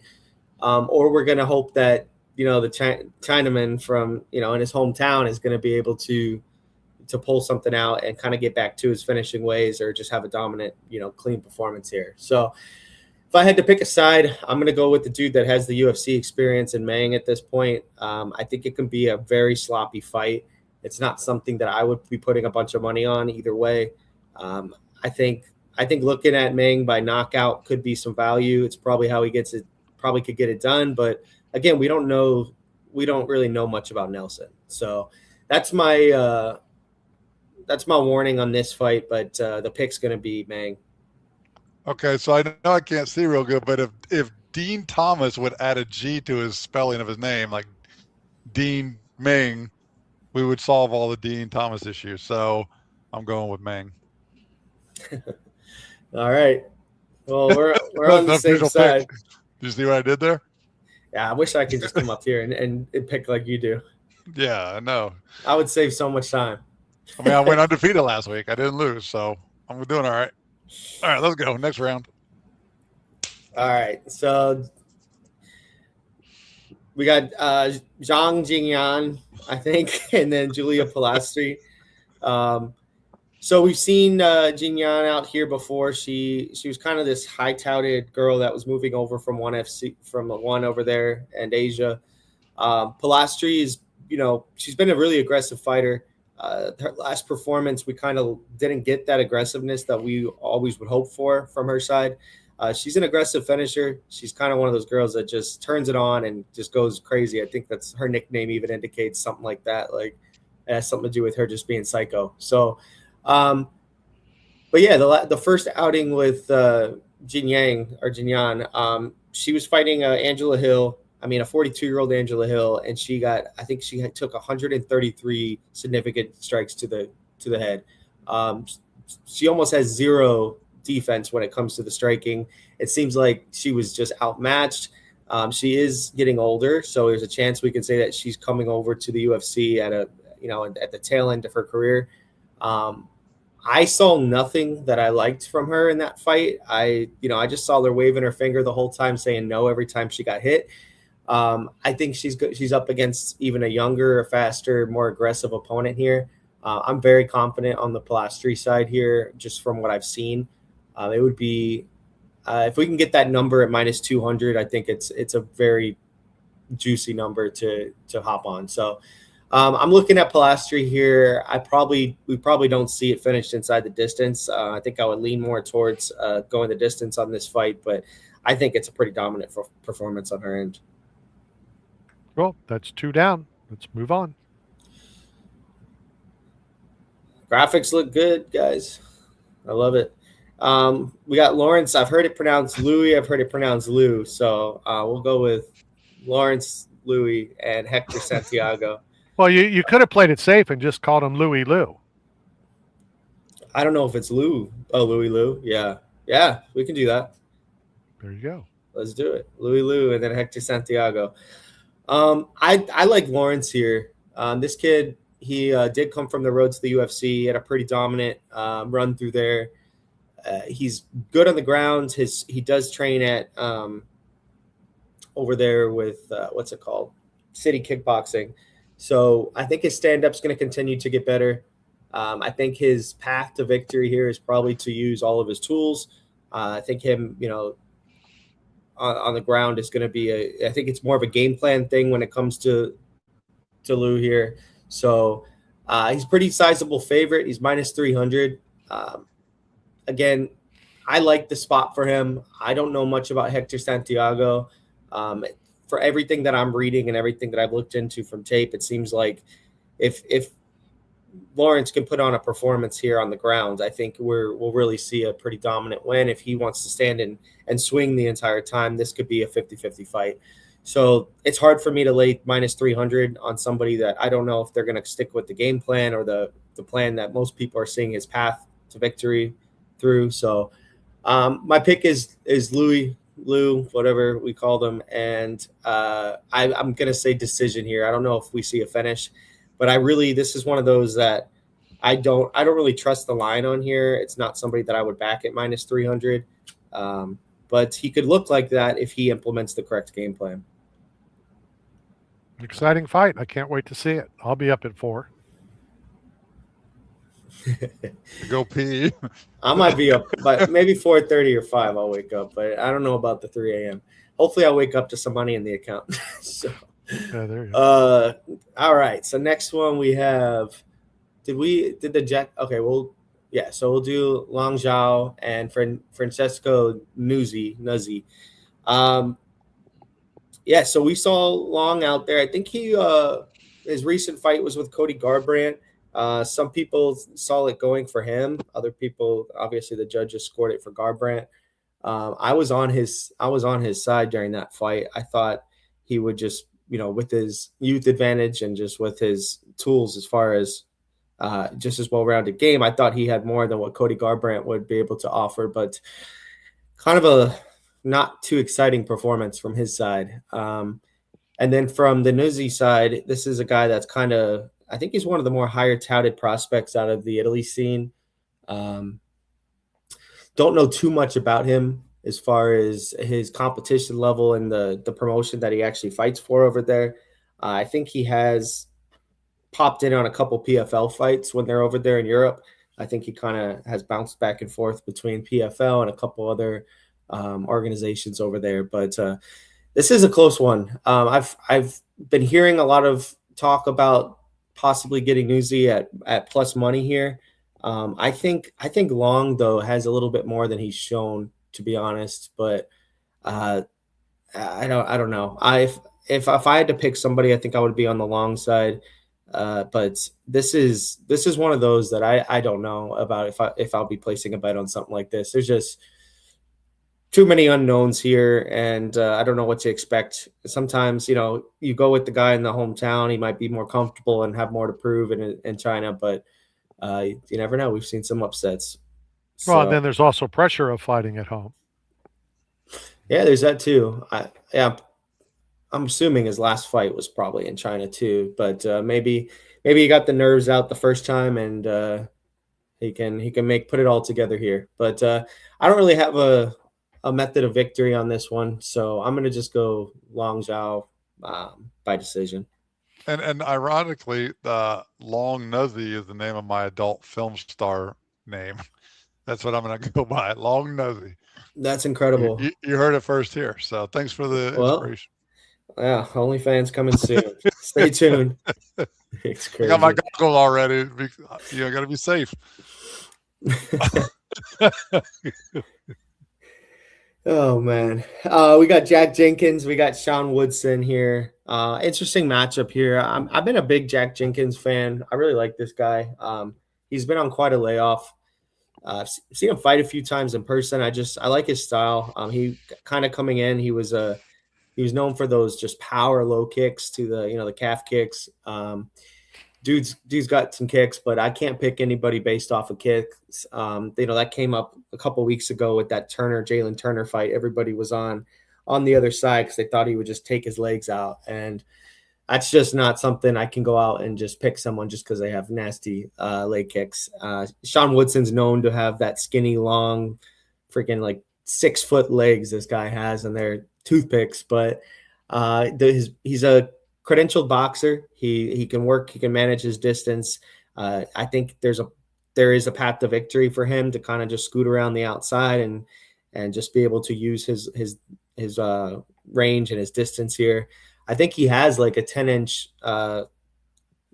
wingspan advantage here with his arms. So yeah, I mean that can mean a lot here. So I think that it's another close line. There's layoffs on both sides, so it's very interesting here. Gosh, if I had to pick this, this is one of the ones I just don't know. I think Jenkins. I'm going to probably ride with the Jenkins side. I think he has more tools in his back pocket than a kind of more conventional Woodson with his boxing would be. And typically we don't see Woodson with too much finishing potential. So I think Jenkins could possibly grind this one out for a win. Okay. All right. So we got Rei Tsuruya versus Kevin Borjas. This is a spot I really like. I really like Tsuruya here. I think we're kind of seeing him come into his own. We're seeing he went out with got a first round submission last time out. This dude is kind of on the ground. He's an absolute stud. I think Borjas last time out was one of the worst fights I've ever seen. He pretty much he got the win. He ended up beating André Lima. And it was a bad night for me when it came to that fight losing, because I had pretty much had every single bet with André Lima in it. So I had a few parlays that night, and that was the one that busted it, which is just it was hard to take because the fight was just nothing was happening. I think he knew if he engaged in that fight, he was going to get pieced up, and he didn't have the skill set for it. But this is when game plan could make or break the fight. And even though it was a boring game plan, and I'm surprised he's even in the UFC still after what he did, I think he should have gotten penalized for it. He was just evading the fight the entire time, ran around the cage. So I'm fading the hell out of him here. He's a huge underdog anyways, so I'm not touching him. I think Tsuruya is going to be the more dominant grappler. I think if the fight gets to the ground, he could win it by ground and pound, or he can win it by submission. I would say most likely the one method is going to be submission here. I think he's going to look light years ahead of Borjas on the ground. We know these Peruvian fighters are tough. That's the only thing that kind of scares me, is that, he is maybe able to survive inside the distance, but really the only way to play Tsuruya here is going to be inside the distance somehow. So I would look at either the inside the distance where you get the KO and the submission, or if you want to get a little juicier, I'm actually surprised it's like plus 170, plus 180 to get to Tsuruya by submission. So that's what I'm looking at. I really like this spot, and I think it's a pretty solid piece. I'm just dropping notes. Yeah. All right. I'm going to butcher the hell out of this. Batbayar, and André Lima. So we just talked about André Lima. This Batbayar guy, he's Mongolian. Pretty impressive performance. He came from the road to UFC. I don't know if anybody remembers this fighter, if you guys watched it, but he had the guy's a killer. First round, he's just the most aggressive fighter you've ever seen. He goes out there, he wants to get the finish. Sometimes he kind of gasses himself out by doing that. I think he's finished every single one of his fights inside the distance, or every win he's had is inside the distance or something like that. So we know you're getting an aggressive fighter. Certainly the first round's going to be tough for Lima. But I do see Lima being the more well-rounded fighter here, and I think he's in kind of a get right spot after his last performance. He took a lot of crap for that last performance when he wasn't able to, engage with Kevin Borjas. So, I like Lima here. I think that I'm going to play the 2-3 on Lima. I think that he's really going to have a tough fight. They might engage together first round and just go for broke, which would be very scary from the side that I'm betting. But I see this as he survives the first round, gets a couple licks in towards the end, and then he starts to take over 2 and 3. So I'll probably look at a 2-3 finish on the side of Lima here. He's about a minus 300 or so. I don't know if it's changed as of recent, but I think there's a lot of potential for a finish. Just making it through that first round is going to be the tough spot. All right. What are we up to? Fights 8, I believe. Yeah, so this guy's fun. Bilal Hasan and Nilson Rojas. This is a really good fight. It's probably one of the fights that might be slept on a little bit because people probably don't know the names yet. This Hasan kid just won on Dana White's Contender Series about 2-3 weeks ago now. I think he was on the first episode this year. Pretty much threw him a bone. They gave him this. I think he was like a 9-1. He might have been 9-0, but I think he was a 9-1 guy from India. I don't know if he was fighting in the regional scene in India or if he was just an Indian guy, but he put him to sleep in like the first 2 minutes. I mean, he had a highlight reel knockout, was faster, was cleaner on the feet. The guy's got so much like swag. He's just flows in there. He's so relaxed when he strikes. He's going to have an edge in the striking. But what Rojas does have is an edge in the power. So they're actually both really powerful dudes, but it's crazy to say Rojas probably has a little bit more power than Hasan does. But I just don't think he gets in to really make use of that power here. So I'm on the side of this surging prospect in Hasan. I think this kid's going to be a problem. I think we potentially see him climb up the flyweight ranks really quickly. I think he wants to fight. He wants to get in there as soon as possible. Hopefully they lay out a good path for him. But this is definitely one of his toughest matchups. But I see him getting it done here. I don't know if I see a finish. I think if I were to play the finish, this would be another 2-3 finish on the Hasan side. I would assume that another Peruvian fighter here, they're tough as nails. They're kind of known for that, similar to like the Mexican side of fighters too. So Hasan, it's a minus 650 pick. If I was looking to get that number down a little bit, I would probably look at possibly playing the over 1.5 because I think he's tough enough to last. And then I start to see Hasan break him down. So I might look at 2-3 finishes for this too. You write that one down. 2-3. All right. Next we have Liu Ce. Opposite of Louis was Liu Ce. Oh gosh. I actually tried to get some phonetical spellings for these, but it made me more confused. So versus Levi Rodrigues, or I've heard Levy. I think it's Levi Rodrigues. So this is going to be, I think, an absolute car crash. We got Louis or say whatever. He's got 3 fights, I think, at the MMA level. He's a kickboxer. We know, I think, those Chinese kickboxers, they're really all offense, very little defense. I think that's what we're going to see here. We have Levi, I think all of his wins have been inside the distance. I think both of them combined only have knockouts. So I'll be very surprised if we see this fight go to the ground, and I'd be very surprised if we see this fight exit the first round. It's kind of about picking your spot here. I think right now Z is the favorite. So I don't know if that's the side I'd want to play. It scares me a little bit because Rodrigues is, from Brazil. So it's like if he has grappling in his back pocket and he's never used it, this might be the time to do it. And I wouldn't be surprised if he just goes out there and does what he has to do to get it down. I think he would look like a fish out of the water if he does get this guy down. But I just don't know if they're going to be that competent in this fight to do that. So I really see it as a banger. I like the under 1.5. I think it's at minus 200. And then either fighter by knockout is probably going to be like minus 250, minus 300. So, if you like the side of a guy with Rodrigues that has had a UFC fight, came from the Contender Series, then maybe look on that side for some value. We just don't know what to expect from the other side. The last 4 fights we will continue on the YouTube channel. So if you're listening to us on the Tan Talk Radio Network, I know we'll be cutting out here momentarily. Hit us up on the YouTube Knockout Radio on YouTube, and you'll hear the final 4 selections inside the distance. All right, back to you, Jared. Yeah, let's keep it rolling.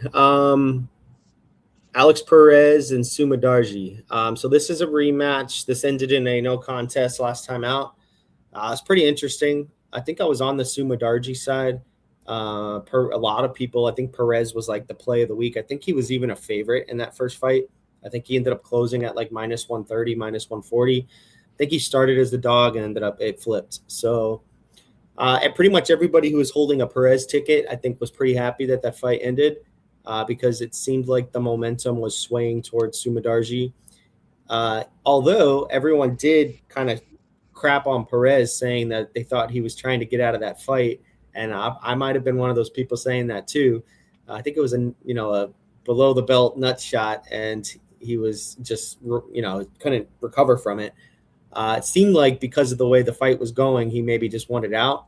But when the cards came out after the fight, it looked like he got the first round. I don't know if he knew that. I don't know if he felt like he had it, but he did have the first round. So although Mudaerji was probably taking the second round and would probably take the third round as well, we get this fight all over again. And this is an interesting spot because for the people who like Perez, you're now getting him at plus money. It's probably going to close at plus 200 or higher. We might see some late money come in on the Perez side. But, it seems like just the optics of this fight is what kind of gives Perez the scorecards.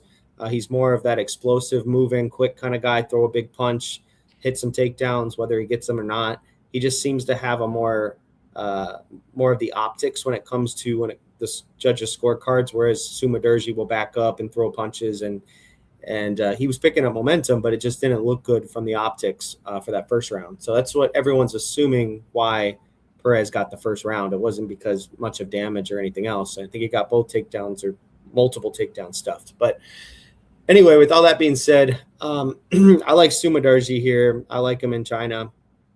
It should be a fun fight. It should be, Perez has that one punch power, which we've seen kind of later in his career here at the UFC. So we're seeing, I think we put out Charles Johnson that one time when I had money on Charles Johnson. So that broke my heart. This tends to be a fighter I don't typically get right very often. We see some inconsistencies here and there with his fights. So I'm going to take Mudaerji here. Check it off. 3 to go. Good luck with these names. I got Aori Qileng and Kai Asakura. So I'm really high on Kai. We saw him come in to some very hard matchups. I mean, this guy was I mentioned this last time we talked about him, but he kind of got thrown to the wolves as soon as he came in. It's probably was kind of part of his contract to even come to the UFC. He was a champion at one. Next level striker. This guy, he reminds me a lot of similar striking to like Hasan, just the way he flows, very athletic. I mean, he could throw from pretty much anywhere, elbows, knees, flying stuff, spinning stuff. It's just really impressive to watch. And we typically see that type of fight from him when he gets a stand-up guy to dance with. So I think Aori Qileng is going to give that to him. I think we're going to see a pretty dominant performance from Kai Asakura here. The line is showing that at the moment. Everyone's on him. It's like minus 450. It's probably going to soar to minus 500 or higher. I think we might see it get even higher. But I like the violence here from both sides. I think I would love to play this under 2.5. I think that's a pretty confident pick there. And I see Asakura getting it done inside the distance at some point. Don't know if it's a first round, but I think we're going to see a pretty brutal knockout at some point. All right, there we have it for Kai. Let's go to the co-main. Damn it. All right. So we got Xiong Jingnan and Denise Gomes. I don't know. This one's tough for me. I've always been a big fan of Xiong. I love that, she's at the gym she's at. She's a aggressive wrestler. She's got some power. She was kind of known as a finisher like early in her career, but we really haven't seen much from her as far as the finishing side goes in the last few years. Gomes is about 8 to 10 years younger here, so we might see kind of a slight advantage from her end, just being on the youthful side of this fight. I don't see Jan slowing down, but I just don't know if she has that edge like she used to. She's a hell of an athlete. She can go 5 rounds, so this is a 3-round fight, so we might see a little bit more from her in this 3-round fight. But line right now, we got Gomes as a slight underdog. They're giving the favorite spot to Jan. So I'm gonna go with Denise Gomes here against my better judgment. I've been trying to see a side for Jan.